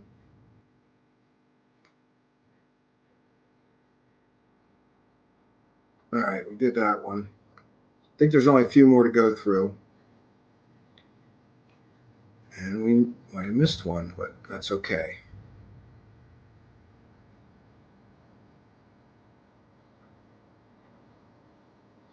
No, you know what? I think we might have got them all. We might have got them all. I didn't share a couple of them that he just sent me that are like him posting on a forum asking for help by anybody that can verify this person's real name, identity, or bona fides. Whether anybody can prove this man was actually in the military, whether anybody can prove that this man actually, was able to verify that this man really worked for the military. Nobody sent Mr. Benkert any proof, and I have done similar searches and requests. And here, here's another thing I would like to say, and then we are going to turn our attention to the live chat because here's the deal. Sorry, I look for a place for these notes here. Here's the deal. Oh, I don't want to get them mixed up with those notes from last night. So, and oh, wait, you know what? I'm not done with my notes. So actually, we're going to keep the notes. All right. So here's the deal. I'm going to turn my attention to the live chat in just a little bit. So, to wrap up here, the burden of proof is not on me. It's not up to me to prove that this guy was lying, but we can in all of these different ways. The details matter. Richard Dolan is supposed to be an historian, okay? He knows that these details are off. Now, let's get to verifying this gentleman's background and some other important points, because this is important. First of all, you, Richard Dolan, and you, Jeremy Corbell, and you also, Linda Moulton Hale, never gave us this gentleman's real name, right? He's Cooper, right? He's anonymous. You never gave us his real name. You three are saying that he was a CIA agent. You three are saying that he was in the military. You're saying that as if it's a factual statement. You have to prove that as a factual statement if people ask, or you can't keep selling this fake story. But they will. Here's the deal, friends. Richard Dolan, do you play chess? Because I play chess. Let's consider tonight our chess game, shall we? And Richard Dolan, I got to tell you, depending on my opponent, I can be a very careful chess player or a very aggressive one. Tonight, I'm going to be careful. And we will consider tonight, and the information I presented tonight, simply the opening gambit. I've got a lot more pieces, Richard Dolan, but I'm not going to use them all in one game. Tonight, I'm content to simply put you in check. You're now in check, Richard Dolan, and it's going to be time for you to move soon. And you're going to have to decide whether you're going to have the come to Jesus moment to admit that this guy was a fraud and a fake and a liar and a phony, and that you somehow got suckered into getting involved with this fairy tale, or you're going to double down and you're going to refuse to admit that all these facts that we're presenting here are real. You're going to deny reality. Those are your choices. You can either deny the reality or you can accept it and try to move on. Maybe you made a mistake getting involved in this. And by the way, I mentioned Edgar Fouché and Dan Benkert having a Skype session with Richard Dolan discussing this. And Richard Dolan, you just threw Jeremy Corbell under the bus, right? In that Skype session. You said, wait, I don't want to wait. You said that Jeremy Corbell, you knew that the story might not be credible. But Jeremy Corbell, against your wishes, got greedy and started distributing that video anyway. Then Jeremy Corbell got even greedier and decided to make an entire documentary about that gentleman, whose military background can't be verified, whose employment with the CIA cannot be verified, even though you're calling him a former CIA agent. There's problems. This story is completely and totally riddled with problems, Richard Dolan. And you were involved. Richard Dolan, it's your responsibility to come forward and address these issues, to respond to these issues, because this is valid points. These are all valid points. But I mentioned that I have more chess pieces that I'm not going to use. Well, I'm going to use a few more. Here's another point. Richard Dolan, do you think that nobody got to that gentleman's real name? You've never released his real name. Linda Moulton Hale won't release his real name, right? Jeremy Corbell won't release his real name. Why is that? Why won't he release his real name so that anybody can go and verify his claims and his credentials and his military service and his employment with the CIA? You won't give us his real name. But it would be very naive, even stupid, for you three to believe that no one else got to the truth and got his real name. Okay? Some people have gotten to the truth and gotten to his real name. I'm one of those people. Dan Benkert's one of those people. There's a few others. Can I ask you a question, Richard Dolan? Have you ever read the obituary of a man who spent time in the military? I have. And Any man who spent time in any military service, when you read his obituary, his military service will be mentioned in the obituary. Richard Dolan, was this man's military service mentioned in his obituary? And if so, why not? Did you see his DD 214? His military records? His certificates from attending those courses? You said, Richard Dolan, we have verified that this man is who he says he is. You said that in the beginning of this video. We have verified that this man is who he says he is. Did you do that, Richard Dolan? Did you verify it? Can we see your research on this gentleman? Can we see your records? Can we see his signals training course certificate? Can we see his D214 proving that he was an instructor? Can we see his CIA credentials? No, you're not going to show us that, Richard Dolan. You know why? Because they don't exist, Richard Dolan. And some people have done the work. Some people have done the work and know that, no, that gentleman never worked for the military. No, that gentleman wasn't employed by the CIA. Or let's just say I'm a terrible researcher, right, Richard Dolan? I didn't say that he is who he says he is. You said that. I looked. I went to the ends of the earth trying to find proof or no proof that this guy was actually in the military. I can't find any proof that he was actually in the military as he claimed. I can't find any proof that he was actually in the CIA as he claimed. But it was you, sir, who said, I'm a little unclear, I'm going to check that, have verified that this man is who he says he is. You said that. So can we see the research? Can we see the proof? Because I can't find it. Other researchers can't find it. Why is that, Richard Dolan?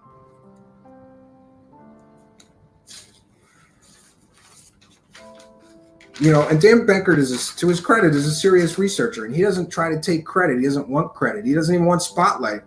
He could have come on tonight and gloated and reveled in the great job that he did proving that this was a fake. Instead, he just handed it to me and he said, all this is good. If you want to check it, go ahead. And yeah, I did my best to check it.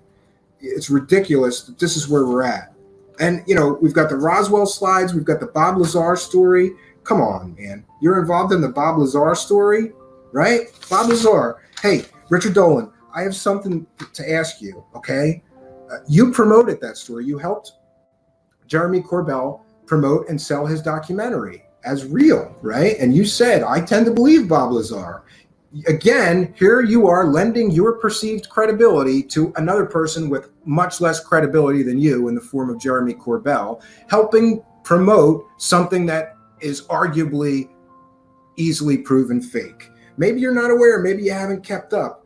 But at the end of that documentary, Jeremy Corbell and Bob Lazar claimed that the FBI raided his business and they were looking for that element 115, that flying saucer fuel. That's a lie, Richard Dolan. I talked to the police chief who was in on those FBI raids. The FBI raids had absolutely nothing to do with Bob Lazar's fake fraud flying saucer stories. They were there to serve a search warrant looking for thorium that Bob Lazar sells at his business because a customer of Bob Lazar's bought some of that element, that rare element, and killed his wife with it. It was a murder investigation. It had nothing to do with Bob Lazar and his stupid flying saucer stories. And you, too, Richard Dolan, would have known that if you would have taken the time to actually talk to the police chief. And you, too, could have found out that that film is riddled with lies, half-truths, fabrications, and just straight-up bullshittery. But that didn't stop you from helping your buddy, the same buddy you worked on this bullshit project with, from promoting it, from attempting to profit from it, right? And I believe that was a monetized video on your channel of you promoting the Bob Lazar documentary with your buddy Jeremy Corbell. You made money promoting a fake story, another fake story. Now, people can argue with me, Bob Lazar is not a fake story. I believe it's a fake story. Many people believe it's a fake story. There's ample and supportive evidence to prove it's a fake story. But let's get into, for just a quick second, you like to attack other people. You stood up at a UFO conference and said, the problem with a lot of these speakers tonight is something called falsifiability. I can neither prove or disprove the story. Wouldn't that apply to you too? Falsifiability, your own riff. You're riffed that if I can neither prove or disprove a story, it has no value. Can you prove or disprove Bob Lazar's story? Can you prove or disprove Admiral Wilson's story? Can you prove or disprove the Roswell slides? Well, yeah, you could prove that's fake. The Admiral Wilson, we could prove that's fake. So all you've got left is this CIA deathbed confession guy. Can you prove or disprove? Is this story past the test of falsifiability? And if not, you're a hypocrite for promoting it, for supporting it, for taking part in it. You can't attack other people for selling stories that can't be verified if you're doing the same thing, Richard Dolan. You can't do that. Now, Admiral Wilson UFO leaks you got a hold of, right? And you called it the UFO leak of the century. This is a proven fake. Admiral Wilson calls them a work of fiction, right? That's what Admiral Wilson, the leak source in this, said that they are fake. He has no financial motive. He has no horse in this race. But you and Eric Davis and others do have a financial motive to keep this fake story rolling. So that's what you're doing, I guess. Admiral Wilson has no financial motive to tell the truth about this so-called, you called it the UFO story of the century. Then Admiral Wilson came out and said, this is entirely made up fiction. I don't know anything about this. And you can go to your UFO go-to bullshittery when you get caught selling a fake story.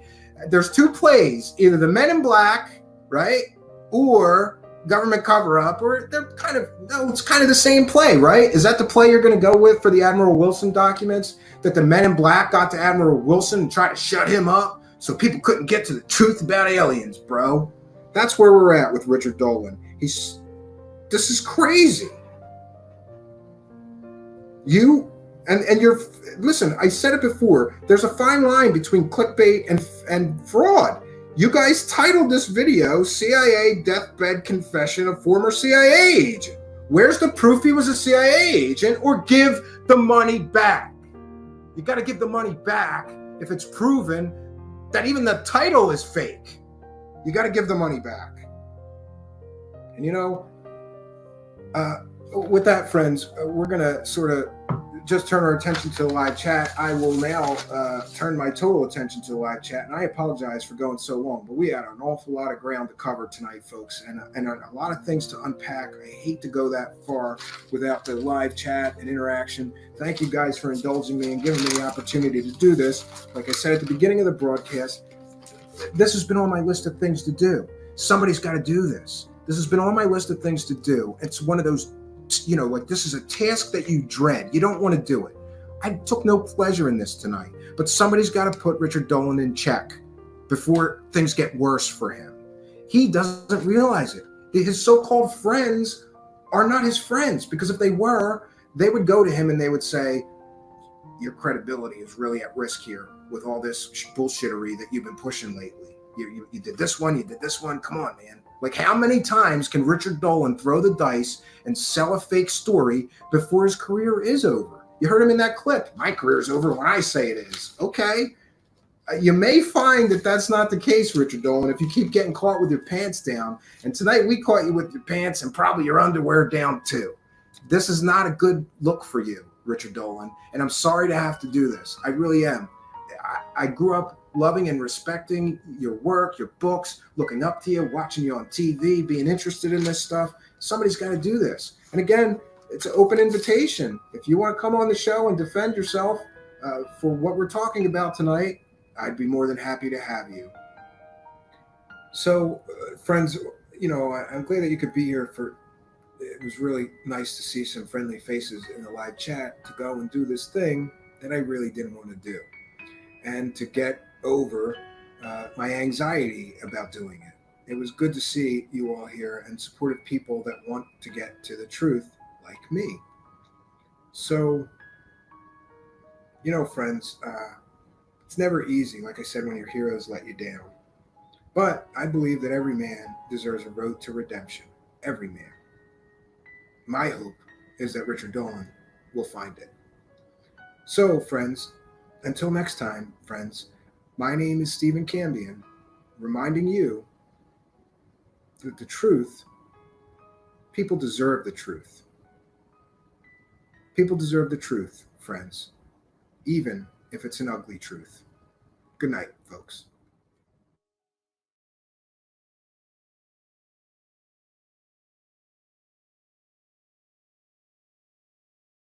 People talk about serious research. And let's be clear, some people are called serious researchers that are the king of selling fake stories. I did miss one point of the explosion here in ufology.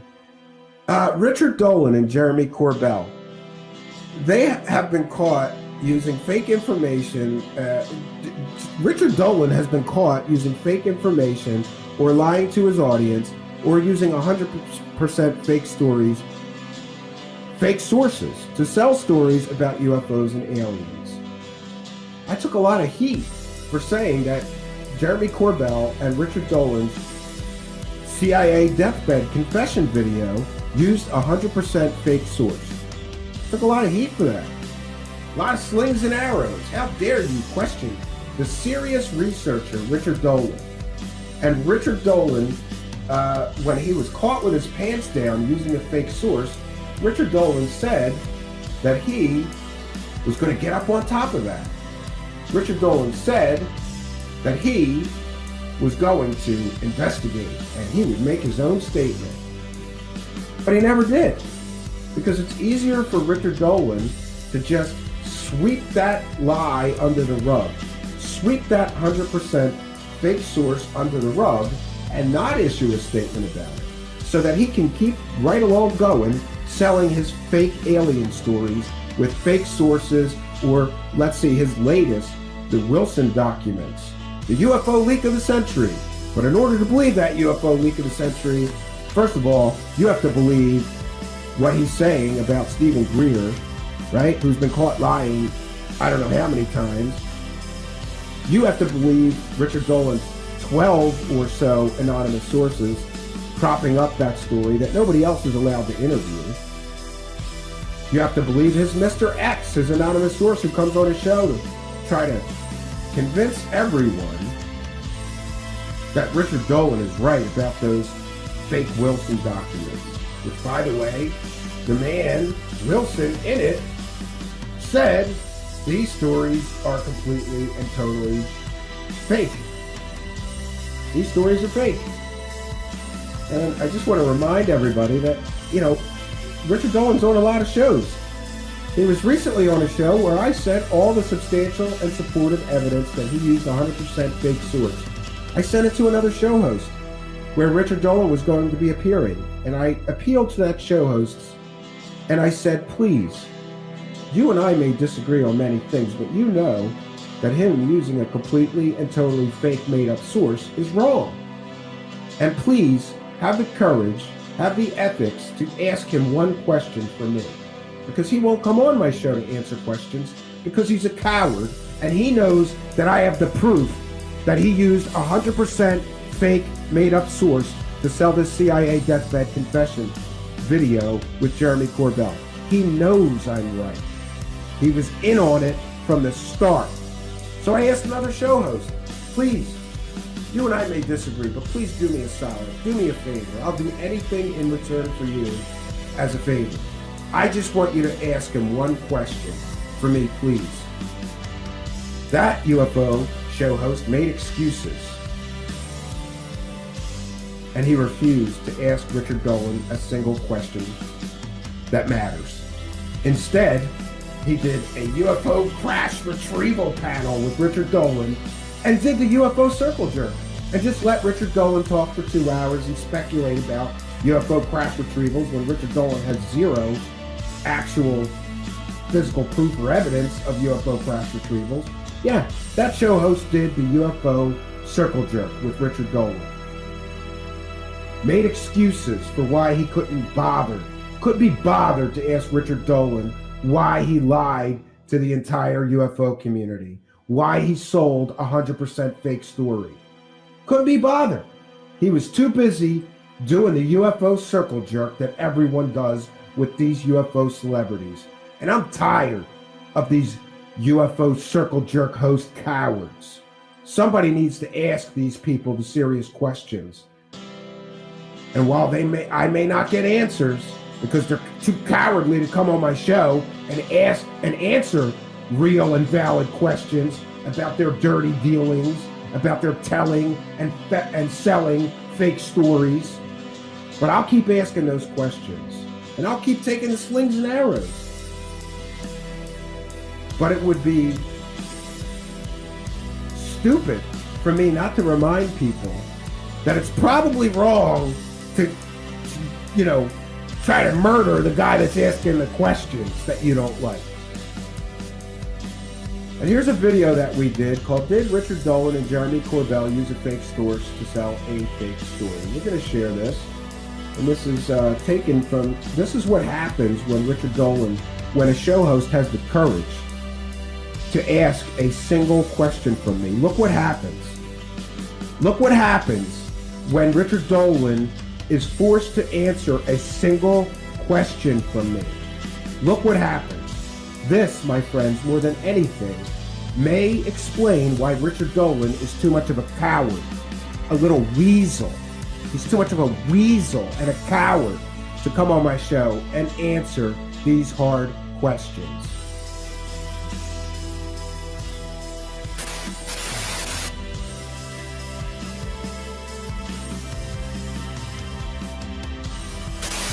This particular interview we're about to do, this is a man who's in the U.S. military, who's had experiences, he says, relating to knowledge of ET presence here on Earth.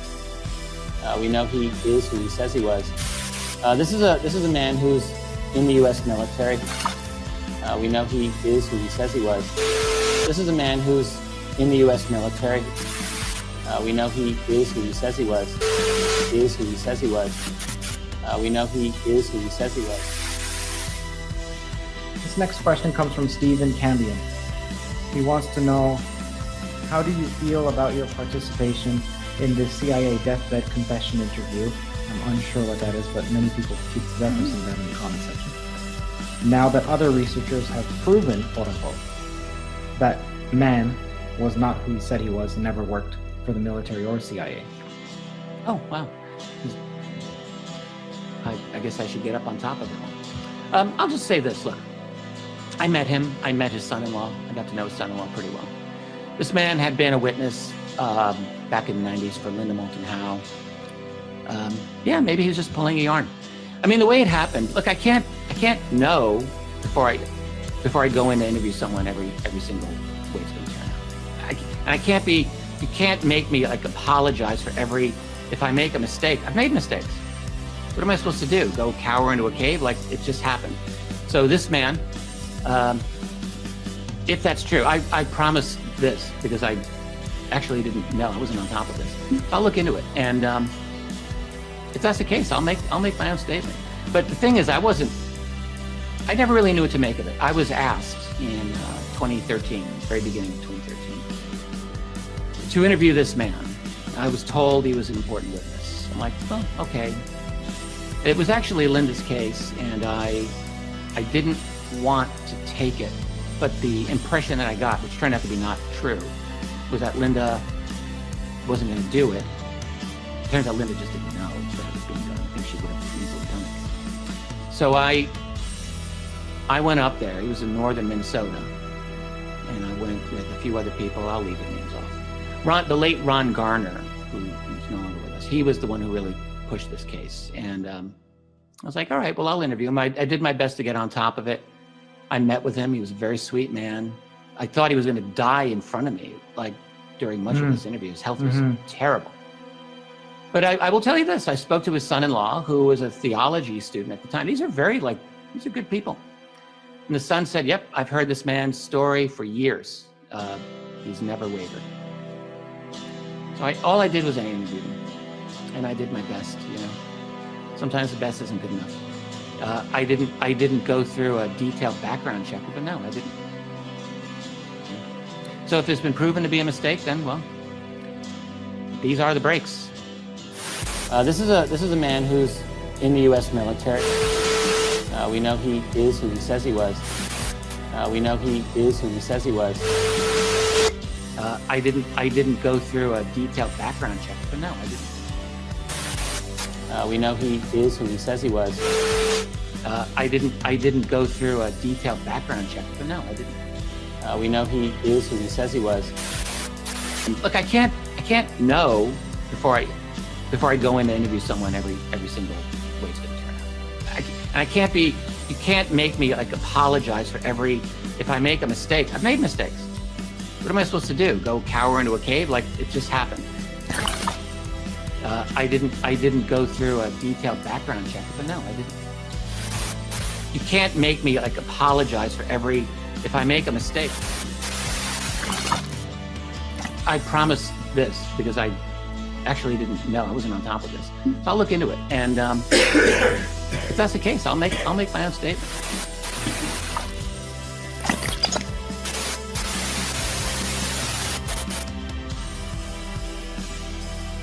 And it appears that we're still waiting for a statement from Richard Dolan about why or how he knowingly and willingly, I believe, used a completely and totally fake, made-up source. Now, I took a lot of flack, took a lot of slings and arrows for doing this, for revealing the truth about Richard Dolan using a 100% fake, made-up source. How do I know? People ask. Why am I so confident that Richard Dolan interviewed a fake source? Well, friends, it's very simple. And I'm going to reveal to you just one data point I have that proves conclusively that Richard Dolan interviewed a fake source.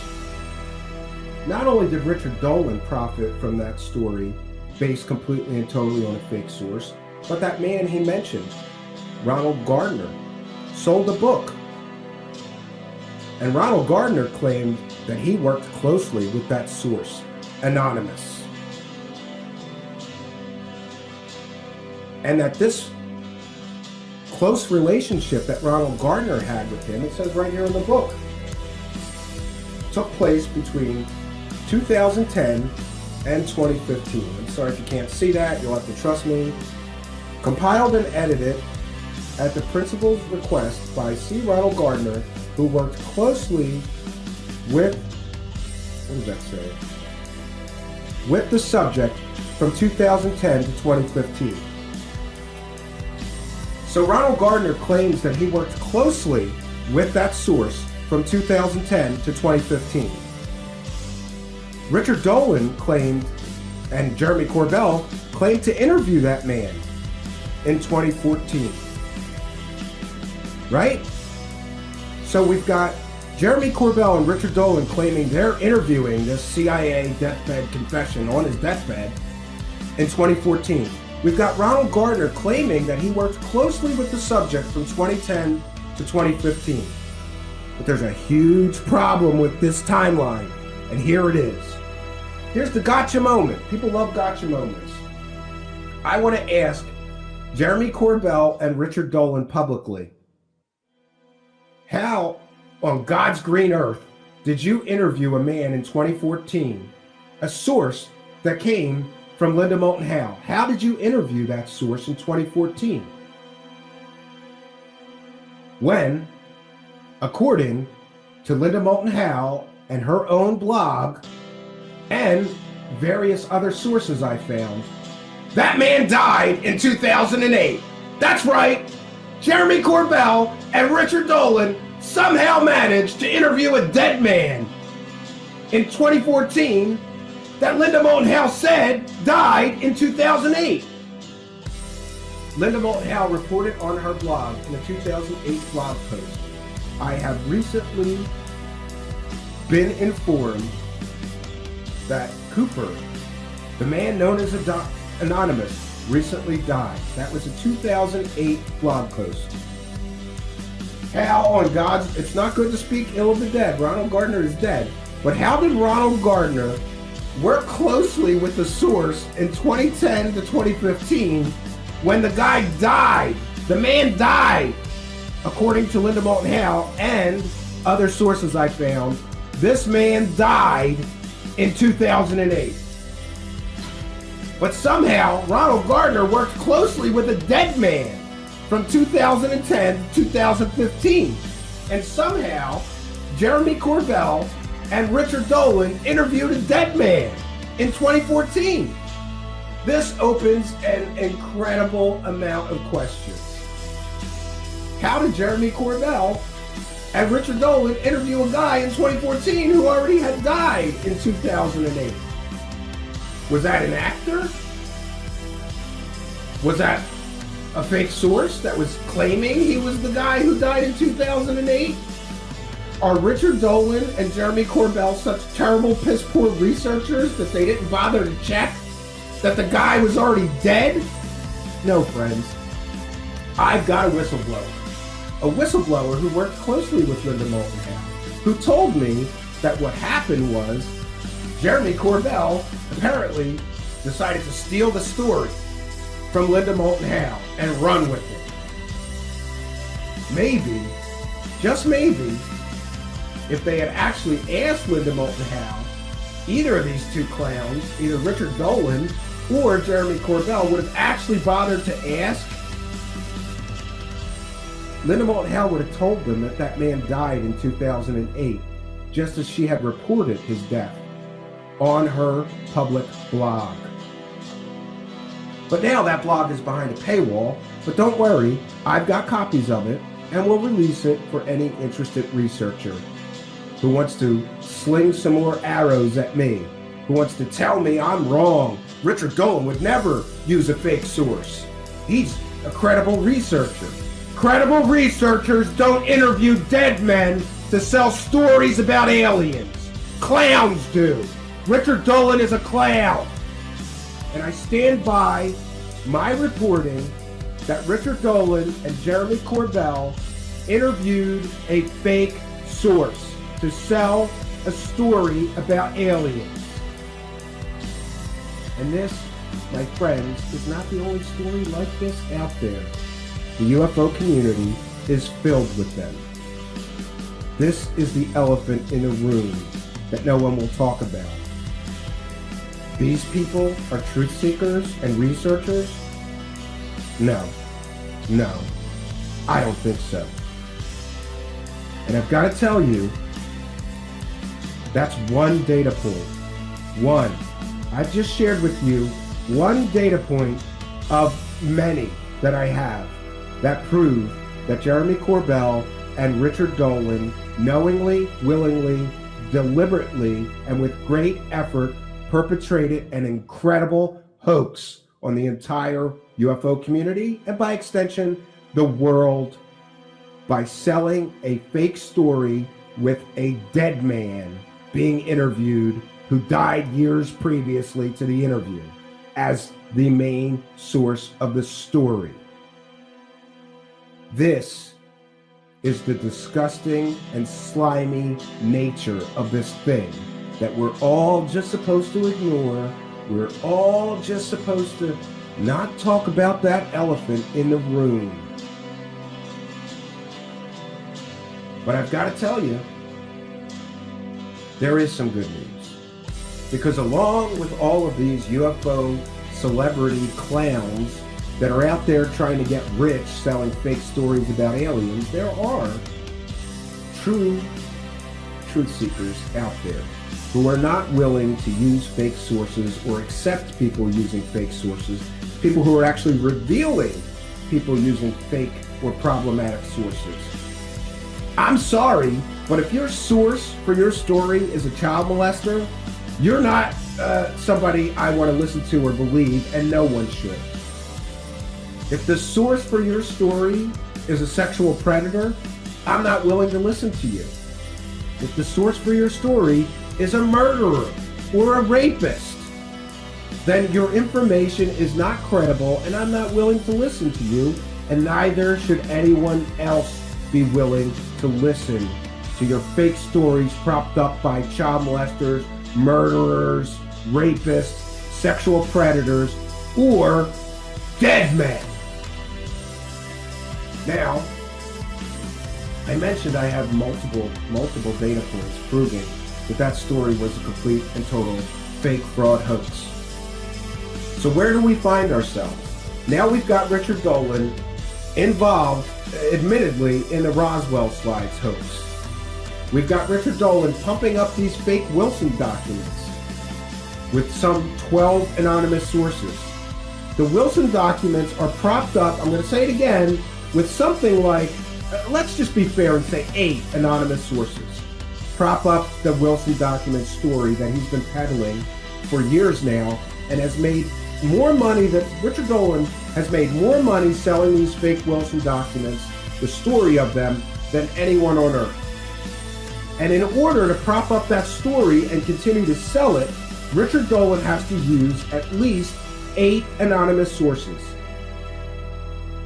Now, some may say that the use of anonymous sources in journalism is an age-old thing, and sometimes we just have to trust that people need to be anonymous, and sometimes researchers and journalists just have to use anonymous sources. But I would ask you, should we believe Richard Dolan about the Wilson documents when he's using some 8 or more anonymous sources to sell that story? Because look what happened under scrutiny to Richard Dolan when he was using one anonymous source. The CIA deathbed confession used one anonymous source, and we can prove definitively that that source was 100% fake. But somehow, Richard Dolan getting busted selling a complete and total hoax and fake story with one anonymous source, right? But we're still supposed to believe him about these Wilson documents where he's using some 8 anonymous sources. If we can demonstrate that he performed a hoax using one anonymous source, he interviewed a dead man to sell that story. His anonymous source in that story was dead for years before he interviewed him. But I'm supposed to blindly trust the great research skills and efforts of Richard Dolan when he's selling another story that uses some 8 or more anonymous sources? Anonymous sources no one can interview, no one can verify, no one can talk to. Well, friends, at least in the case of this CIA deathbed confession, I got him. I got him by the short and curlies. He interviewed a dead man. That's a hoax. And I believe that the Wilson documents are an even bigger hoax. Will Richard Dolan give every penny of the money he was paid to participate in the CIA deathbed confession video? Will he give that money back? Or at least do something ethically good to make up for it? Like, I don't know, apologize for interviewing a dead man to sell a story about aliens? Richard Dolan, you just got busted interviewing a dead man to sell a story about aliens. You interviewed a dead man. Are you giving the money back? We saw this clip. Well, what am I? I can't apologize every time I make a mistake. I think you should apologize when you get caught interviewing a dead man to sell a story about aliens, Richard Dolan. So people can slag me all they want. I'm not lying to you. I'm not interviewing dead people, claiming that they're somebody they're not, to sell stories about aliens.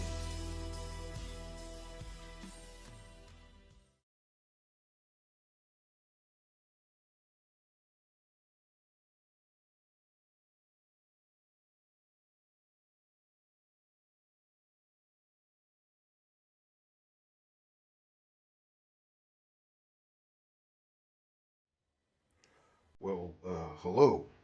I'm Richard Doscam, and I've been writing about the mystery of UFOs for some 25 years now. And during that time, I unfortunately have been caught selling fake stories multiple times now. Multiple times. But UFOs are a great mystery. And let's see. I was caught selling the fake Roswell slide story and made money from that. That was a great scam. Story. It involved an alien body, slides from an alien body. You know, the bodies recovered at Roswell. That's why we called it the Roswell slides, because everyone knows if you really want to sell a story and it's fake, what you got to do is you have to attach it to already existing accepted UFO mythology, like Roswell. So we attached it to that. Turns out it wasn't a slide of an alien body from Roswell. No, it was a mummy sitting in a museum. And I never gave any of that money back, and I never will. Recently, people like Stephen Cambion and other researchers have figured out that my fake CIA deathbed confession video used a fake anonymous source. Now, I did say that I was going to make a statement about that. It's been some 6 weeks and I haven't yet, but I'm going to blame Jeremy Cowbell and Linda Moulton Howdy Doody for that one. They told me that guy was real. I didn't check anything. I just ran with the story. Stephen Cambion punked me while I was on another show. I thought I'd never have to answer Stephen Cambion's questions about that. Turns out I did on another show. He fed the questions to another show host who asked me these questions, and I was forced to admit that I did not vet that guy. I didn't know who he was, even though I said he is who he says he is in the video. Very convincing bluff, isn't it? Now, my colleague, Jeremy Cowbell, has said that he has DD-214 and he will be releasing that DD-214. Well, no, he won't, because it doesn't exist. And Linda Moulton Howe also said she vetted the guy's DD-214, but she won't release those documents because they don't exist. The source is fake. I was forced to admit on a very big live stream show that I never checked into that guy one bit. Didn't look at any background check. I just stood there like a dummy and said, this man is who he says he is. He was in the military. He worked for the CIA. And even though I can't prove it, and Jeremy Cowbell can't prove it, and Linda Moulton Howdy Doody can't prove it, well, I'm afraid, friends, there's only one thing I can do, and that's laugh at all you suckers. Look at all this money I made selling that fake. Look at this money. I made so much money selling that fake story. It's great. That's why they call me Richard Dolan. Look at all that. Look at those Benjamins. I made so much money selling the fake CIA deathbed confession video, and Jeremy Cowbell made even more than me. And none of us will prove that that man is who he says he is, even though we say it in the video. But that's not scammy. That's called business. It's business, okay? I'm doing UFO business here. And I'd just like to say that I've been studying UFOs for 25 years. It's a very murky subject. You know, the laws around consumer fraud are very vague. So is it consumer fraud that I stood there and lied through my dough scam teeth and said, this man is who he says he is? And then I kept all the money and I refused to give any of the money back. Look at that. It's beautiful. All the Benjamins. I'm not giving any of the money back from the CIA deathbed confession fake story. Even though I admit it, I didn't check into anything with that guy. Let's see. And then Steve Cambion caught me claiming that I was in possession of classified information. And it turns out I had to backpedal on that fake story. But here's the good news. By the time Steve Cambion called me out, I already made the UFO money. I made the money. I'm not giving it back, Steve Cambion. I don't care what you say. I don't care what you do. I'm not giving any of my dough scam money back to you or anybody else that I ripped off selling a fake story that I claim is real. I said in my video that I have been leaked classified information from the classified version of the UAP report.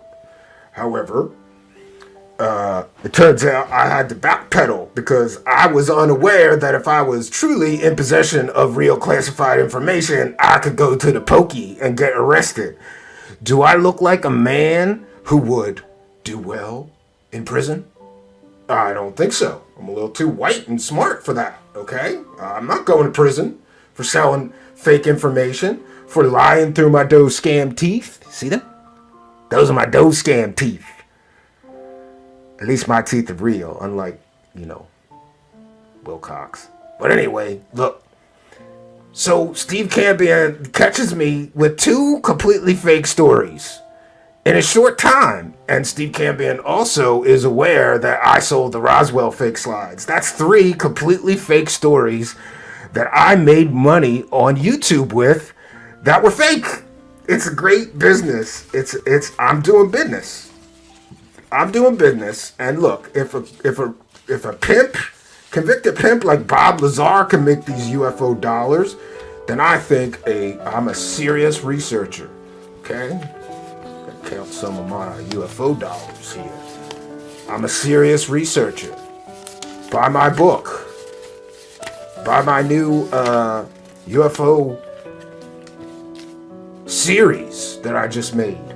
In my UFO series, I prop up the Travis Walton myth, even though there is ample and supportive evidence right now that pretty much proves that they may have faked that whole thing. And guess what? Guess what that meant when I did the Travis Walton, helping him cover up the hoax claims, right? What do you think I did when I did that? Well, I made more UFO dollars, friends. It is raining UFO dollars up in here, okay? It's raining UFO dollars up in here. But now, things have taken a turn for the worse, friends. I'm sure some of you are aware that my wife left me. But many people are asking, she's supposed to have these superpowers and be a remote viewer. Right? So she's supposed to have superpowers and be able to remote view. And for those who don't know, you can remote view anytime and any place. So even though my wife has the superpower to remote view all through time, apparently she was not able to remote view into the future of our marriage and see that it won't work out and not marry me.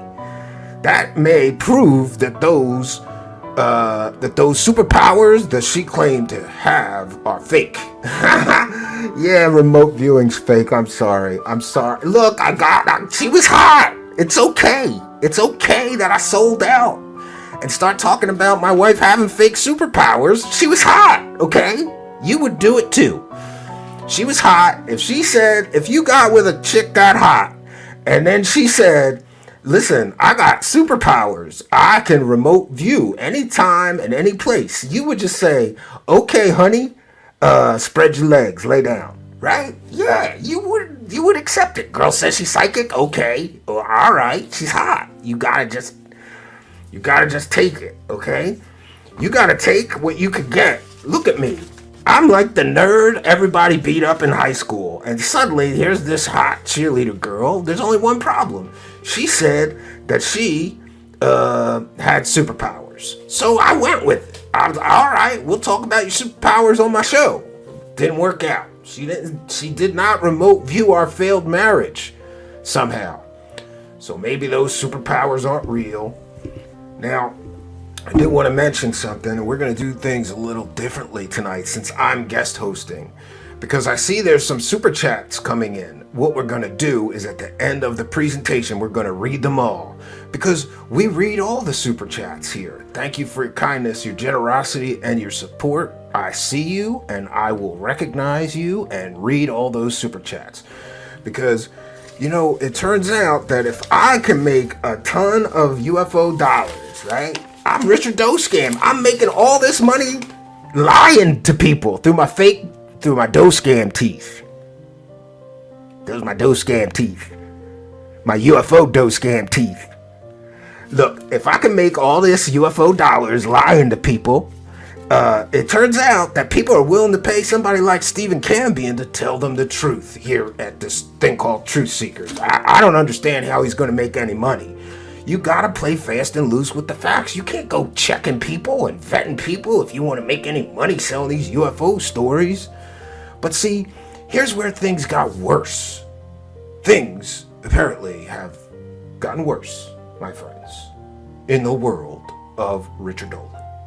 Richard Doscam, sorry. Richard Doscam is not that other guy. Yeah. This is a comedic parody, by the way. Try not to get sued by a nerdy guy from New York. Yeah. So, it got worse in the land of Richard Doscam lately. Because not only are people calling me out for selling these fake stories, right? Not only that, but now we've got other people piling on. Because besides the fake stories that Stephen Cambion has caught me selling, dead to rights caught, boy, now I got a bigger guy on my butt. And this guy's been on my butt for a while about these fake Wilson documents, okay? Look, there's these fake documents called the Admiral Wilson documents, and I've made more money than anybody on the internet selling those fake documents, okay? The Admiral in the documents, that's mentioned in the documents, said, quote, "This is a work of total fiction," unquote, and said that they're fake. But I just go on the internet and say, that Admiral, he's lying, okay? That Admiral is lying, and I'm telling the truth with my anonymous sources like Mr. X, Real Original. I got an anonymous source that says that the Wilson documents are real, okay? But we're calling him Mr. X, okay? So you're just gonna have to trust me and Mr. X, even though I just got busted with a guy named Anonymous for selling a fake story with that fake source. You're gonna have to trust that anonymous CIA deathbed guy, he was fake. But my new guy, Mr. X Anonymous, is real, right? Yeah, okay. But anyway, I've been selling my fake Wilson documents, and every time that I go on the internet, I slander a decorated admiral and say, number one, he's a liar, and number two, he committed federal crimes revealing classified information to Eric Davis. So every time I go on the internet and make money selling these fake documents, I'm saying that a decorated career Navy man and admiral is lying, number one, and that he committed federal crimes. I'm accusing a decorated admiral of committing federal crimes, leaking classified information to some dude named Eric Davis. Oh, it's a great business. But, you know, look, I know that this sounds real slimy. Doing something like that, it may sound real slimy, okay? But in my defense, there's one thing I can say in my defense. Dollar bills, y'all. You know how much money? We're going to break it down. Steve Cambion did the math and looked at all my monetized videos and has a good estimate of how much money I made on YouTube selling the fake Wilson documents and accusing a decorated admiral of being a liar and a criminal. It is awesome. I made all these UFO dollars. We're gonna make it rain up in here with these UFO dollars. So, but now I got bigger problems than Steve Cambion, because now, and he's been on my butt for a while, now John Greenwald Jr., gotta remember the Jr., John Greenwald Jr. from the famous blackvault.com, he caught me selling this fake Wilson story. He's got me pretty good by the short and curlies, man. And I gotta give it to him, because, boy, I'm supposed to be a researcher, and I kind of fail really badly at doing the actual, you know, the research, like vetting that fake CIA information deathbed guy. I didn't vet him, didn't look at it for a background check, didn't check his military career, didn't verify with the CIA he worked for the CIA. I just stood there like a dummy in front of a camera and I said, this man is who he says he is. And I got your money, honey. All right. But now I've been selling these fake Wilson documents, and Stephen Campion's a dummy. He didn't catch that the document that the whole Wilson document story is based on is fake. But damn, John Greenwald. So John Greenwald from the Black Vault, he figured it out. You see, there's a document called the NRO document, and the whole story starts with two things. The NRO document and Dr. Stephen Greer saying stuff, and we'll get into Stephen Greer. But let's see what this trash-talking John Greenwald has to say. And by the way, thank you again for the super chats. We're going to read every single one of them and recognize it's a very short presentation tonight. And then we might see Steve Cambion pop up later. I don't know. Yeah, I'm here visiting Steve Cambion. I think he's banging his wife. Yeah, I'm pretty sure he's banging his wife. When he's done banging his wife, maybe he will rejoin us, okay? But I don't want to talk to him, okay? He's still got a wife, and I think he's banging her. I can hear, sounds like it. I don't know. Maybe they're just wrestling. I don't know. All right, so we're going to see what it is that this John Greenwald has to say to try to dispel these fake Wilson documents that I've been hawking for 2 years now. I've made money. Dude, it's been a cash cow for me. I have made money at UFO conferences selling this Wilson documents. I've made money at online conferences. I've made money behind my paywall. Members only Richard Dolan money. Oh, friends, the money from these Wilson documents has been tremendous. And now here comes John Greenwald to ruin the money train for me. Let's hear what this guy has to say. Just because he has a black vault full of millions of government documents doesn't mean that he knows when government documents are fake. Oh, wait a minute. Actually, in a court of law, he would be considered an expert on classifications and government documents. Damn it. He's got me by the short and curlies. Damn it. John Greenwald. You know, I used to just have one voodoo doll in my house. That would be Steve Cambion. And I would prick it in the prick. That's what I do every day to the Steve Cambion voodoo doll. I say, die, Steve Cambion. I'm trying to make money selling fake stories and you're ruining it all for me. Now I need a new voodoo doll for John Greenwald. I'm going to poke him in his eye with a needle. Hope he goes blind and can't see my fake documents no more. Yeah.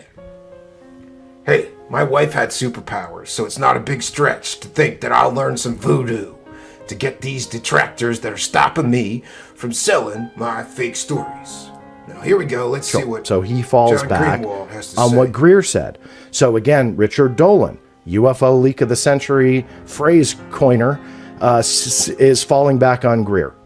So that's the foundation. It was the UFO leak of the century until you've ruined it. John Greenwald, you and other people. With your logic and your facts and your evidence. It's ridiculous. All right, let's try to continue this.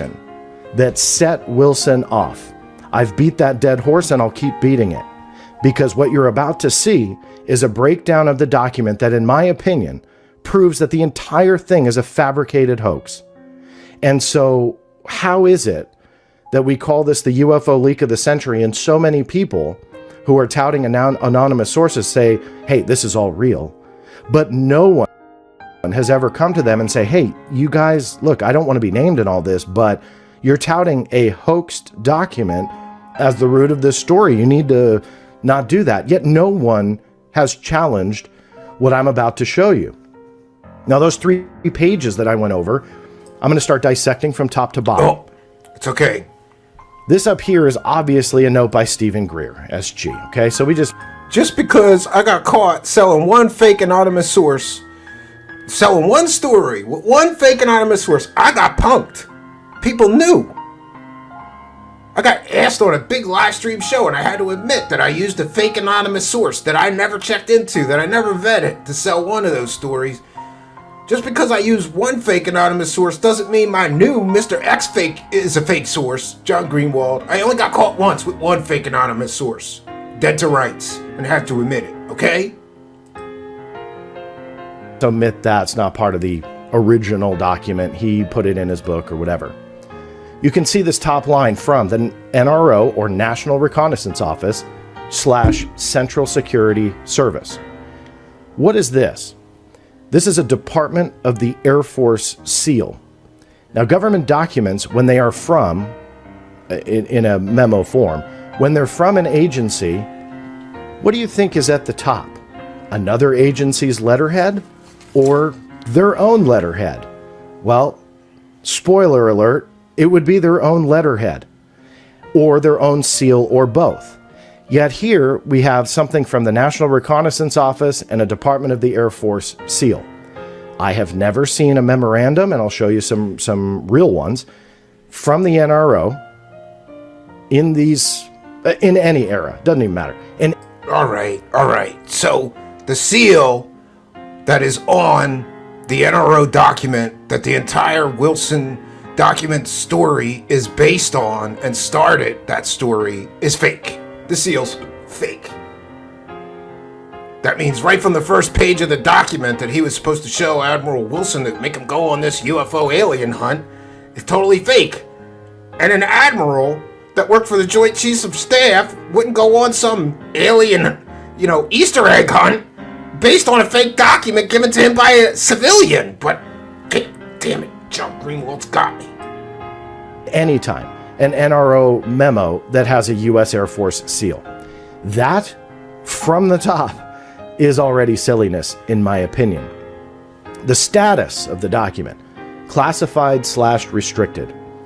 Neither one of these, by the way, makes sense on a highly classified document, which this is touted to be. Great. That talks about he's got evidence. Magic and magi and essentially confirming Majestic 12. That was what Greer is essentially saying. Majestic 12's real. You can't prove it's not, John Greenwald. Those documents are fake too. I'm pretty sure I made some money selling those fake documents or talking about those fake documents too, John Greenwald. Right? Making lots of dollar bills here. Lots of dollar bills here, Lots of them. Maybe John Greenwald's just upset because his black vault's not making more money than me. How about that? Classified is not a classified designator. It's either confidential, the descriptors are secret, wrong too. or top secret. Then top secret, you have special compartmentalized information, and that just gets, really confusing, but from there on out. However, classified is not a designator to show a document is classified. Is restricted? Yes, in World War II. It stopped being a designator after World War II and was considered a very low-level classification, but something totally unrelated. They dealt with a lot of, I believe, nuclear information. Great. So this document is totally fake. The seal's fake. You wouldn't have two agencies on one memo. And it turns out the descriptor, the classification descriptor, is completely and totally wrong. Meaning that this document is fake. Great. So the entire Wilson document story starts with a fake hoax document that Stephen Greer allegedly showed to this admiral. And he looked at it and then he went looking for them aliens. Sure. An admiral was fooled by a completely and totally fake document that a civilian could look at for a few minutes and find out it was fake. Post-World War II, but was stopped very shortly thereafter. So restricted, no. And plus, when you're confirming the top secret, if the MJ-12 documents are real, and that's a whole nother video in itself, we know that it's top secret, right? So it wouldn't be restricted, even if they were still using it in 1991. But all of those are just hypothetical, speculative whatevers. The reality is they never used classified/restricted or in 1991.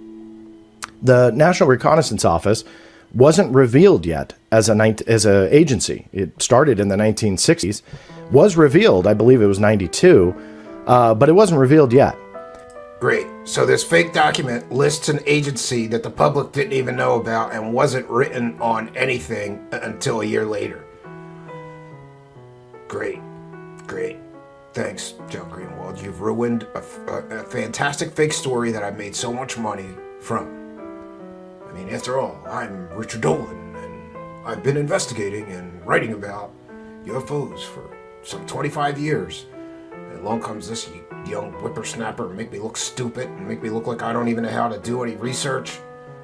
Oh, this is a rough pill to swallow. And so every time that it was written in a masthead or a letterhead, I should say, at the top, it would say National Reconnaissance Office, or whenever the NRO was cited in a document, you would have something really interesting, and it would be an S in parentheses. And the S in parentheses denoted that that particular name, the National Reconnaissance Office, was designated secret in and of itself. So it could be completely unclassified information. But if the NRO wrote it and their letterhead was at the top, it actually had this, an S in a parenthetical, stipulating that in 1990, the NRO, which was working in entire secrecy, it was not known to be public knowledge at all, again, until years later, they would have to have that secret designator on the masthead. I keep saying masthead, letterhead, excuse me. And that meant that anything created by the NRO would have to hold the classified designator of at least secret, because this... And this fake document doesn't. Great. Thanks, John Greenwald. Making me look pretty stupid here. I don't know why I didn't... Letterhead alone mandated that. You can see here a secret and a top secret document. And these are real. These were obtained from the Freedom of Information Act. And released in 2019. You could see the top secret and secret designators at the top and bottom. Great. These So he's are got real essentially documents the, to prove that the we call it the documents I'm basing compartmentalized information. You needed to have. He's got real documents that we could check, and any researcher could check and tell are real, because they can get the same documents. He's got real documents that he could use as an example to prove why the NRO document that the whole Wilson story is based on is fake and a hoax. Great. Byman or talent keyhole clearances to see this, generally about the spy satellites and stuff like that. Anyway, all cool history, but regardless, these are what classified memos, you can see they're both memos, in the same time frame. That 3-page that we're talking about was 91. This is the end of 1990, beginning of 1990. I couldn't find one from 1991, but regardless, it's the same. And how they look. So those are real. I'm going to punch that classified designator again. The top of the document in question didn't have secret or top secret like real ones did. Rather, they just said classified, which is bunk. It's not to say that maybe somewhere in an archive there's a document with that. I highly doubt it. But regardless, no, it just doesn't happen, especially being written by an agency that didn't even have an existence. It was operating within the black. There was no public knowledge at all. So they're going to put classified at the top? Not a chance. Great. And John Greenwald has been studying secret documents obtained through FOIA from the U.S. government for some 25 years. It'd be, like I said, it's hard to argue with him, because in a court of law, he would probably be able to be considered an expert on these documents, government documents, their formats, their seals, the way they write them, the classification levels. So great. I get busted by quite possibly the best document person in this field. But people are still going to pay him because they want to believe my fake stories. This was the most fun. This is at the bottom of page 3. This document contains information affecting the national security of the United States within description of the Espionage Act, 30 United States Code, chapters 31 and 32, as amended. Its transmission or the revelation of its contents in any manner to an unauthorized person is strictly prohibited by law. It may not be reproduced in whole or in part by other than United States Air Force Special Security Services, except by permission of the Director of Special Intelligence, T2, U.S. Air Force /NRO. Great. Espionage Act, 30, United States Code 31 and 32. The Espionage Act is actually 18 United States Code, chapter 37. The citation is wrong. Now, that sounds all good and official, but I looked up exactly what they were referencing. 30 USC 31, Marine Mineral Resources Research. Great. Chapter 32, Methane Hydrate Research and Development. In other words, it's completely bunk. They didn't verify it, and apparently no one else did. That the Espionage Act had nothing to do with the U.S. Code of Federal Regulations that was being cited in the document. How many data points now are we up to where John Greenwald is proving that this whole NRO document that this entire Wilson story is based on are fake? I think that's 5 or 6. 5 or 6 data points proving I'm a liar. Great. So from top to bottom, you can see numerous mistakes, and that citation at the bottom about the T2 NRO, U.S. Air Force Director of Special Intelligence, it's all hokey. And in fact, it's so hokey, when I first saw it, I thought that there's no way that was being passed off. Yet that is the root of the story, the foundation of which all of this was built, that set Thomas Wilson, Admiral Thomas Wilson, off on his journey to go see if these code names were real. And aha, they were. And aha, he had no access to them. And the rest is history. But Admiral Wilson couldn't identify a fake document? I'm sweating here. I mean, let's say Dr. Stephen Greer got the document to Wilson, like he said, prior to their meeting. Really think about this. He's an admiral and a J2 in the Joint Chiefs of Staff. A private citizen sends him, allegedly, a highly classified document received by either his aide, secretary. I highly doubt that he can just mail it and it goes right into Wilson's hands. Somebody saw it prior. So all of a sudden, all these people are going, oh, cool, classified information. Let's give it to Thomas Wilson and go from there. You don't just send highly classified documents ahead of time from a private citizen to a J2 and not get attention. So all of a sudden, Wilson just goes, oh, okay, classified document. Yeah, bring it here. And now he's convinced to look for alien or UFO related special access programs. And so we just have to accept that no one questioned why this type of document was being delivered ahead of time, highly classified in nature, from a civilian who's not cleared. It was not delivered under any special handling procedures or delivered in any way that would be indicative of classified information being delivered to Admiral Thomas Wilson. Oh man, this is bad. And one point that Mr. Greenwald missed is that if a civilian really did send a highly classified document that was real to an admiral, the first thing the admiral might want to know is, where did a civilian get a highly classified document? What is he doing with it? Does he have authorization? Did he commit a crime by receiving it? Did he commit a crime by distributing it? And he would be required to notify law enforcement of a possible breach of security. And since Dr. Stephen Greer was never arrested for being in possession of this supposed, alleged, highly classified document, we can gather that the document, we can also gather from that he was never arrested for giving a highly classified document to a high-ranking admiral.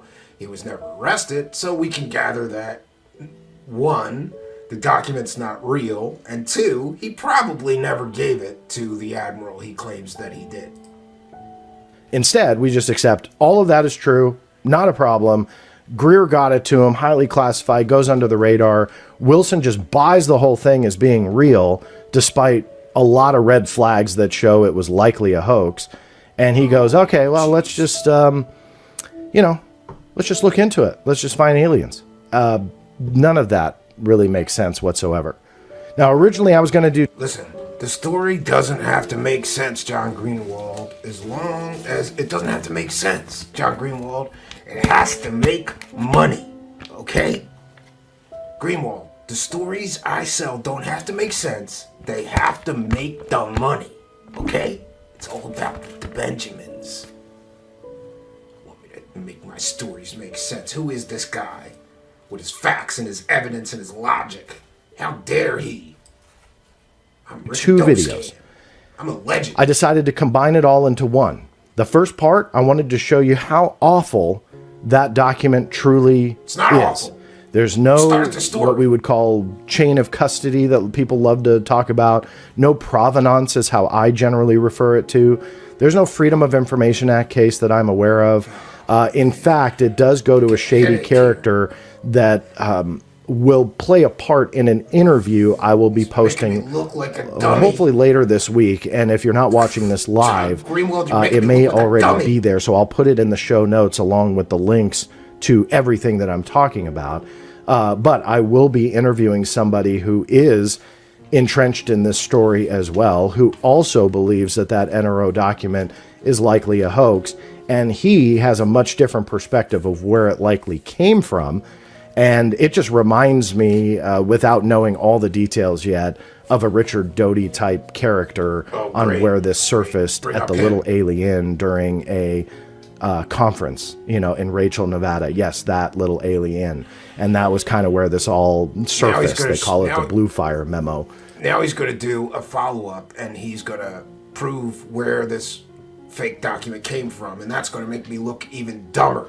Thank you, John Greenwald, for your freaking... It's excellent research. I was too lazy to do, though, before I ran to sell another fake story. Jeez. It's ridiculous. And honestly, I mean, if I'm proven money. wrong, please, I'll admit it. But all of those red flags on an NRO document don't make sense. So what I wanted to do was start with that, but lead into some other stuff that, in my opinion, really does drop the curtain on this and gives you the final act. Great. Here comes the final act. And you know what? This is what I see. This is what I see. I see my UFO dollars going up in smoke thanks to people like Steve Cambion and John Greenwald. Good for you, buddy. Good for you. Now, all that UFO money, you're burning my UFO money, John Greenwald. It's all going away. What do you want me to do? Get a real job? All my UFO money's going. Jeez. He's gonna prove this and he's gonna prove that, right? I don't know. See if we'll get Mr. Greenwald to wrap it up here. Despite my great conversation with Jay, and I'm glad I did it, digging into these elements of the story, I believe now at this point solidifies that this is fiction. And when the foundation from those reputable resources all point back to Greer's NRO document as what set Wilson off, the foundation starts to fall apart. You can't build a story off of that. You have to buy so much that Wilson would take in a classified document that was a hoax and act on it from a private citizen. It doesn't matter if Edgar Mitchell was attached or not. I truly believe that a J2 would never do that. Great. Great. So here we have somebody who most people would consider a document expert. And he ripped the document that this whole story is based on apart. But I have a rebuttal for John Greenwald. First of all, the story doesn't have to make sense, okay? Just gotta make money, okay? You could just put away your discernment and believe the story. As long as it makes me money, it's a good story. But I do have some things that I will say. First, let me get this banner down. And again, I want to remind all the super chatters to thank you for your kindness and your generosity and your support. If I'm making all of this money selling fake stories, maybe somebody like Steve Cambion can make some money telling you the truth about these fake stories. So thank you to the super chatters. We will be reading them all shortly. We have just a little bit left of the presentation. All right. And like I said, it's bad enough that Steve Cambion is going after me for fake stories. Now John Greenwald from the Black Vault. Great. Greenwald says I don't return his emails, but why would I? You think I should have to talk about the fake documents, fake sources, and anonymous fake sources that I, Richard Dolan, am using to sell my fake alien stories? You want me to come on your show for that? Why would I do that?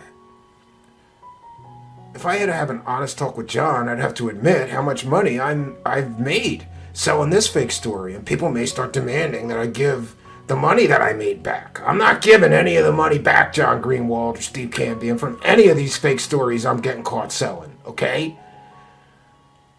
Now, we've seen what kind of trash John Greenwald is talking. Well, it's not trash, it's serious research and, facts and evidence, but still, that's trash talking because he's messing with my money. Why gotta mess with my money, okay? There's an unwritten rule among us UFO people: you don't mess with another guy's fake story, okay? Just because I'm selling these fake Wilson documents and these UFO money scams, my name is Richard Dolan. And they're not fake stories, they're true stories. They are all, after all, true stories. And just because the stories I sell for money mostly turn out to be fake, or many of them turn out to be fake, and I never give any of the money back, that doesn't mean it's consumer fraud, okay? It's just entertainment. It's just entertainment. And like I said, I would not do well in prison. Too white, okay? Too smart for prison, okay? Too skinny.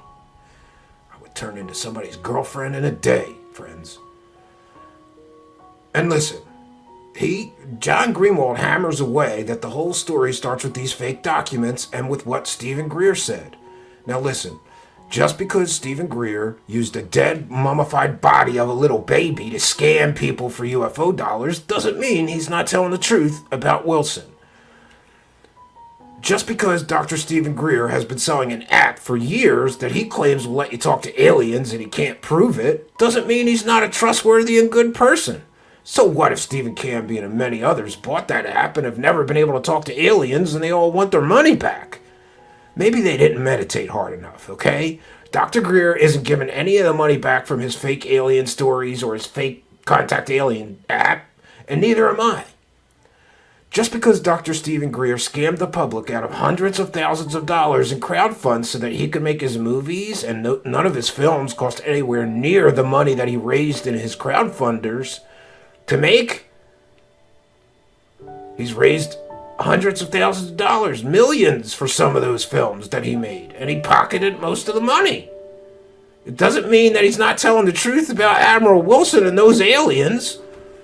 Just because Dr. Stephen Greer scammed the public out of hundreds and hundreds of thousands of dollars in crowdfunds and investments for his free energy projects, it was called Project Orion, and then he never delivered any device for those hundreds of thousands of dollars that people gave him to develop it, and no one knows where the hundreds of thousands of dollars went, and he never gave out any refunds, it doesn't mean he's lying about those Wilson documents and those alien projects, okay? Just because he's been caught lying time and time again, I'm talking about Dr. Stephen Greer, whatever, just because he's been caught lying time and time again about people he claims he briefed, and hey, in his most recent film, he claimed that he briefed both President Trump and Vice President Pence, and Steve Cambion proved that that was all a lie. Hey, that doesn't mean that he's lying about these Wilson documents and the hunt for those alien projects that Admiral Wilson undertook.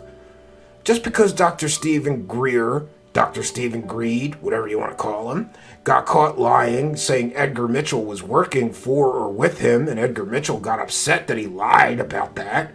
Hey, it still doesn't mean he's lying about those Wilson documents and Admiral Wilson.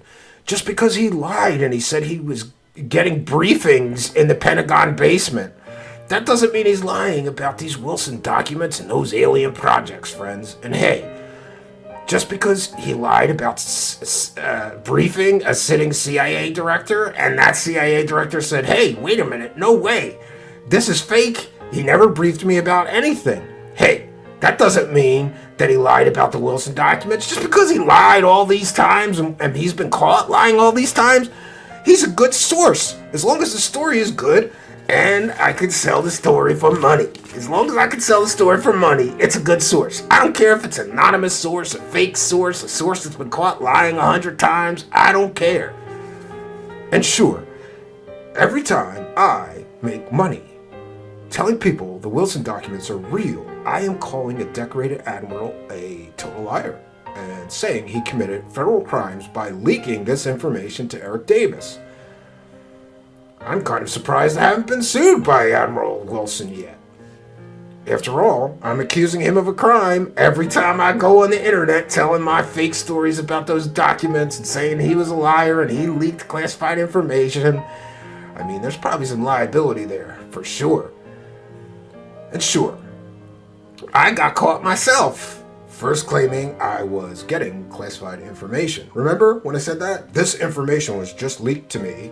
Apparently, it's from the classified portion of the UAP report. Turns out I had to walk that back and pretend I never said that. But it doesn't mean I'm not right about the Wilson documents. And hey, just because I made money selling those fake Roswell slides and never even apologized to all the people in the UFO community who got scammed by that hoax, doesn't mean I'm not right about the Wilson documents. And hey, just because Steve Cambion caught me saying this man is who he says he is about that CIA deathbed guy, a source who came from Linda Moulton Howe, the queen of fake anonymous sources who's been caught numerous times using fake made-up sources, doesn't mean I'm not right about these Wilson documents. And it doesn't mean my Mr. X guy and other anonymous sources I use aren't just as fake as the fake source I had to admit was a fake source on Theories of Everything. Yeah, I never vetted that source at all. But trust me, my anonymous sources are great sources of information. You just gotta trust my fake anonymous sources. My anonymous sources. Even though I did get caught with that one fake anonymous source and had to admit, this is a great business. Now, I did say I would look into that story of the fake CIA deathbed, and I said I would make a statement, and it's been like 6 weeks since then, and I still haven't apologized for knowingly running with a fake source, selling these fake alien and Area 51 stories. I didn't make any statement either. My good close friends Jeremy Cowbell and Linda Moulton Howdy Doody have both claimed to have that man's DD-214. And sure, it would be easy for me to get it from them and release it and prove that the three of us are not liars. Well, so far, Jeremy and Linda refuse to release those records. So I blame them for that hoax. That's not my hoax. That's their hoax. I just interviewed the guy. I had a very small part in the hoax, just like the CIA. Yeah, it's not my hoax, okay? I just grifted onto the hoax. And yeah, I said he is who he says he is, but they both told me he was, okay?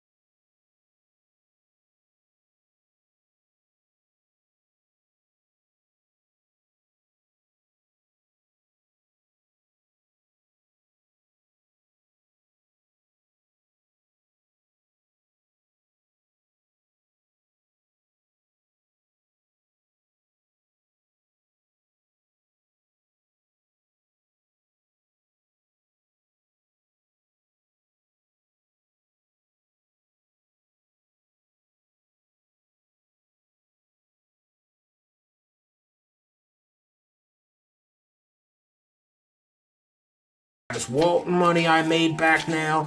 I'm not giving back any of the money I made when I lied and said I was getting leaked classified information from the classified version of the UAP report. And just so everyone knows, I'm not giving any of my UFO leak of the century money back. I don't care if people are proving this whole Wilson Notes story is fake. I don't care if the whole story is built on a foundation of a completely fake, made-up document. I'm not giving my money back. I don't care if Wilson has said these notes are a complete and total work of fiction. And I don't care if Admiral Wilson can prove that he was halfway across the country at the same time that these fake meetings with Eric Davis were supposed to be taking place, and he can prove that. I'm still going to go on the internet and slander him and accuse him of federal crimes so I can make the dollar bills, y'all. It's business, okay? I'm doing UFO business. Who cares if I'm slandering people? Who cares if I'm accusing decorated admirals of crimes? Who cares if I'm using completely, totally fake, made-up sources I never even check into to sell these stories and get my UFO dollars? Who cares, okay? I am not giving any of this money back. Now, how much money have I made? Look, we're just going to do one quick example. This came from Steve Cambion. According to Social Blade and other social and other YouTube tracking sites, many YouTube content creators can expect to make about $4,000 from 200,000 monetized views. But hey, let's not forget all the super chats I got during that clickbait adventure. It's called the UFO Leak of the Century. Great clickbait title. The UFO Leak of the Century. I got 200,000 monetized views, and that translates into somewhere between $3,500 and $5,000 dollar bills, y'all. And even though now it appears that the Wilson documents are completely and totally proven to be built on a foundation of lies in the form of a fake hoax document and some stuff Stephen Greer said. And oh, let's not forget a dead man. Rest in peace, Edgar Mitchell, American hero. I was willing to just say anything that Edgar Mitchell said this, he said that. He's a dead man. He can't refute me. So I made somewhere between $3,500 and $5,000. Now that's just from one video that I made on the Wilson documents. I've made a whole bunch of videos on the Wilson documents. I've put videos about the Wilson documents behind my paywall. I've taken super chat donations for the Wilson documents, talking about them, speculating endlessly, trying to prove they're real. I did a 6-hour stream once with Mr. X talking about how these documents must be real and trying to connect dots that don't exist, and I made some UFO dollars, okay? I've made money at conferences talking about these fake documents, built on a fake hoax document.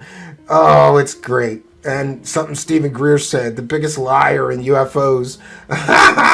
Great.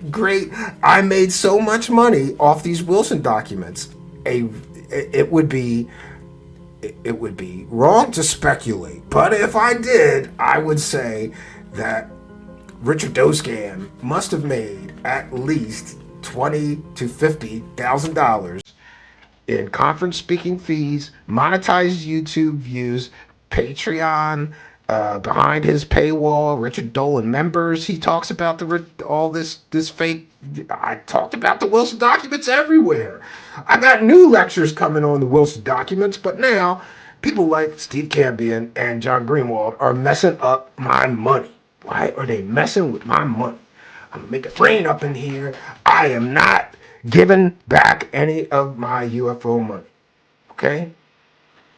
Now, it's gonna get harder now that I have been caught selling just so many fake stories.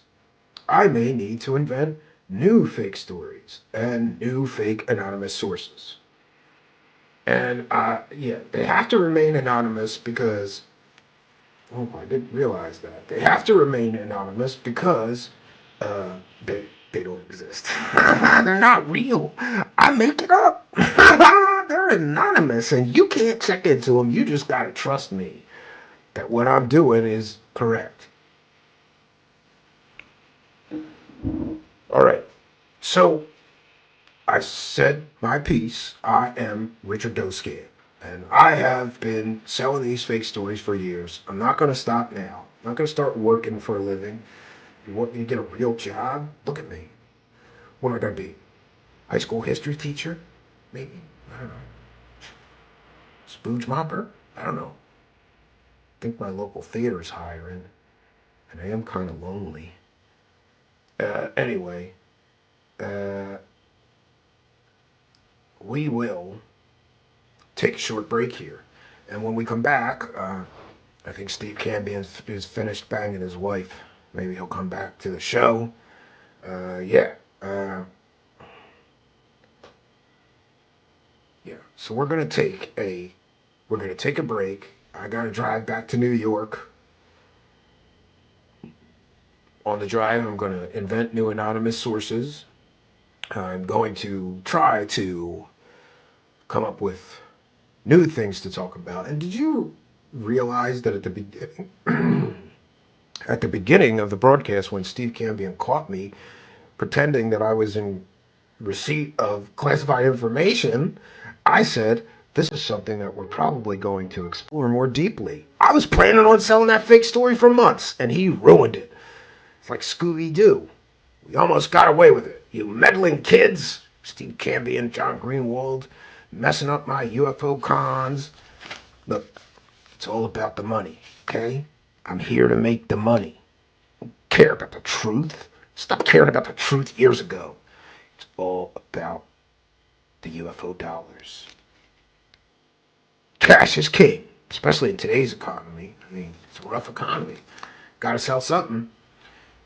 So I decided I was just gonna lower any kind of ethics, lower any kind of morality, and concentrate totally on just selling fake stories. It's amazing. It's a great business, and what can I say? So we will be taking a short break here, and Steve Campbell will return, take some time to speak to the live chat. I don't talk to my live chat, and I don't read my super chats, and I don't thank anybody for any of the money I get sent. I'm too important. But Steve Cambion reads every single super chat. He thanks every person for supporting his show. Me, I just take the money, all right? I'm not gonna talk to you losers. I'm just gonna take your money, okay? I ain't reading no super chats. Just taking the money, okay? I just take the money. I don't thank nobody because I deserve money. Why? Because I got the best fake stories. Why do I deserve money? I don't. I got the best fake stories, friends. So, in closing, I would like to say, John Greenwald, I hope he gets hit by a truck and dies. And Steve Cambion, I hope he gets cancer in his butt and dies. Yeah, that's my hope, okay? Listen, business was good before these two clowns had to start meddling. Those damn meddling kids, right? Damn meddling kids. But, what can I say? Stephen Cambion wanted me to encourage some of you to send some super chats because when we return,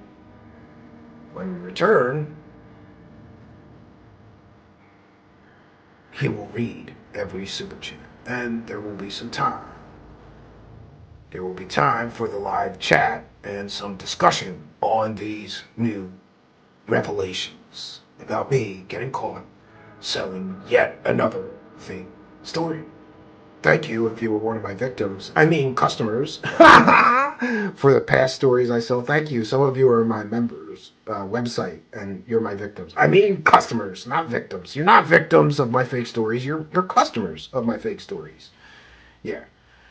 So, I gotta go. I don't know. I think I'm gonna go look on Match or something. Yeah. Kind of lonely. It's a lonely world, and all you do is look into UFO and alien stories and find nothing but lies. It's lonely. But, yeah. All right. In closing, I would just like to say, don't mess with my money, Steve Cambion. I grew up in Brooklyn. I'll come down there to Pennsylvania and beat you like a storm during a hurricane. And same to you, John Greenwald.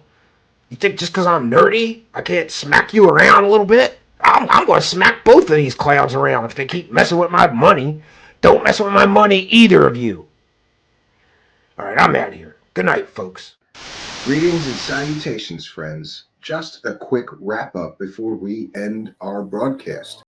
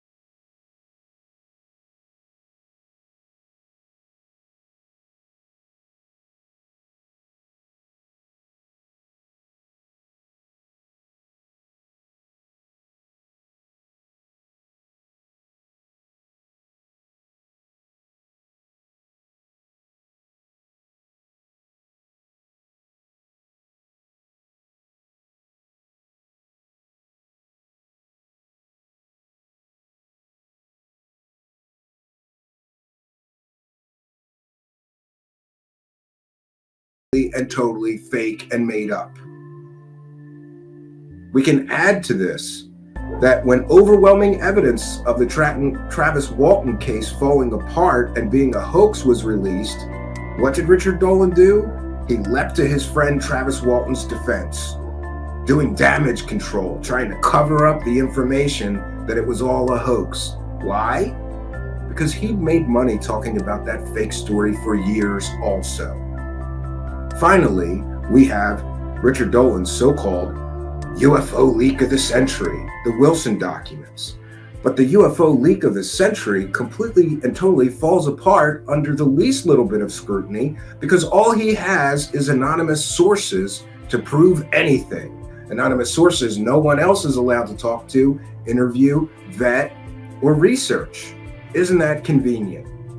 And Richard Dolan's anonymous source, Mr. X, very convenient, right? And we see what happened with the CIA deathbed confession when we let Richard Dolan use one anonymous source.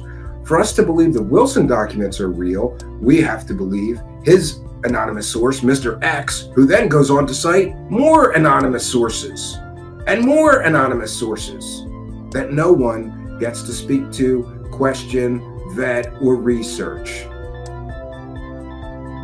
Also, Richard Dolan's Mr. X anonymous source essentially creates a narrative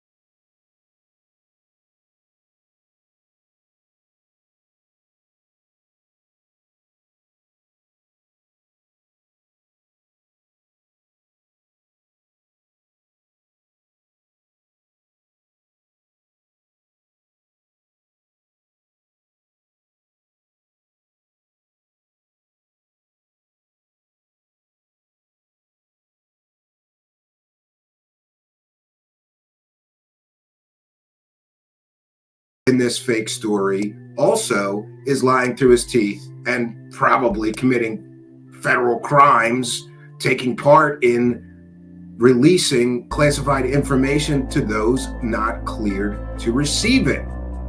No, Bobby Ray Inman said there are no crash retrievals. Richard Dolan's so-called UFO leak of the century is crashing down in slow motion. And the longer time goes on, the more clear it becomes that the so-called Wilson documents are a complete and total work of fiction, just like Admiral Wilson says. Now, along with all this, we also have Richard Dolan getting very desperate lately because he is copyright claiming small channels who critique his work. This is the act of a desperate man trying desperately to cover up all of the things that we talked about in this video tonight.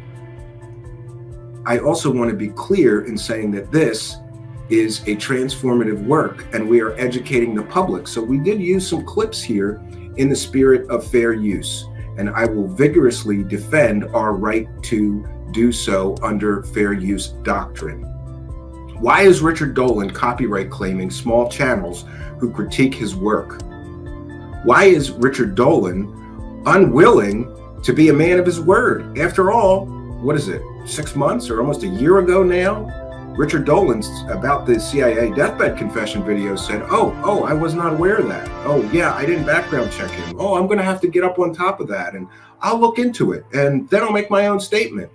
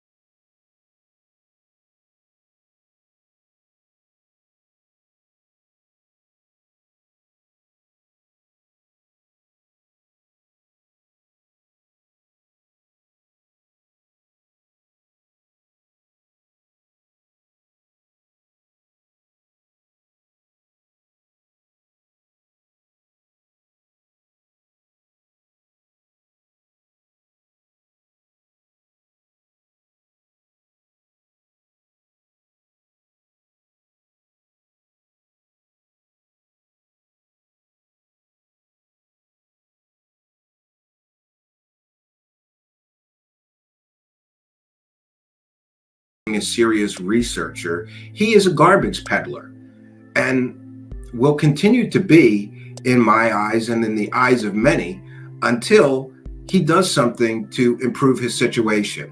Now, denying that you were involved in these completely and totally 100% provably fake stories is not going to help him.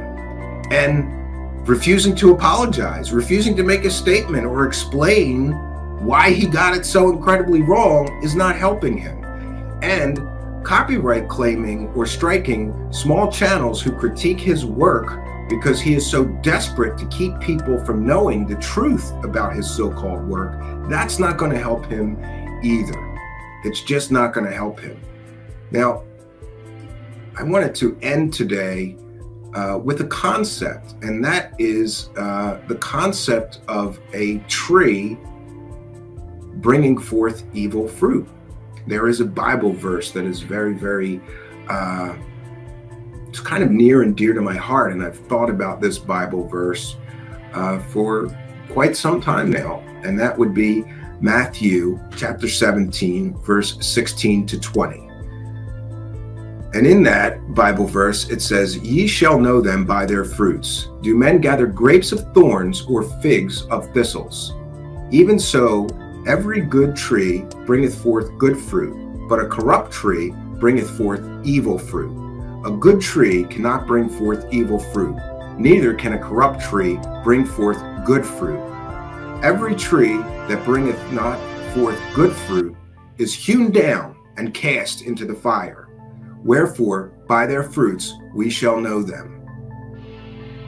I think this Bible verse really sums up for me how I feel about Richard Dolan. What are the chances that Richard Dolan, who is so corrupted, he is willing to use fake anonymous sources, he is willing to interview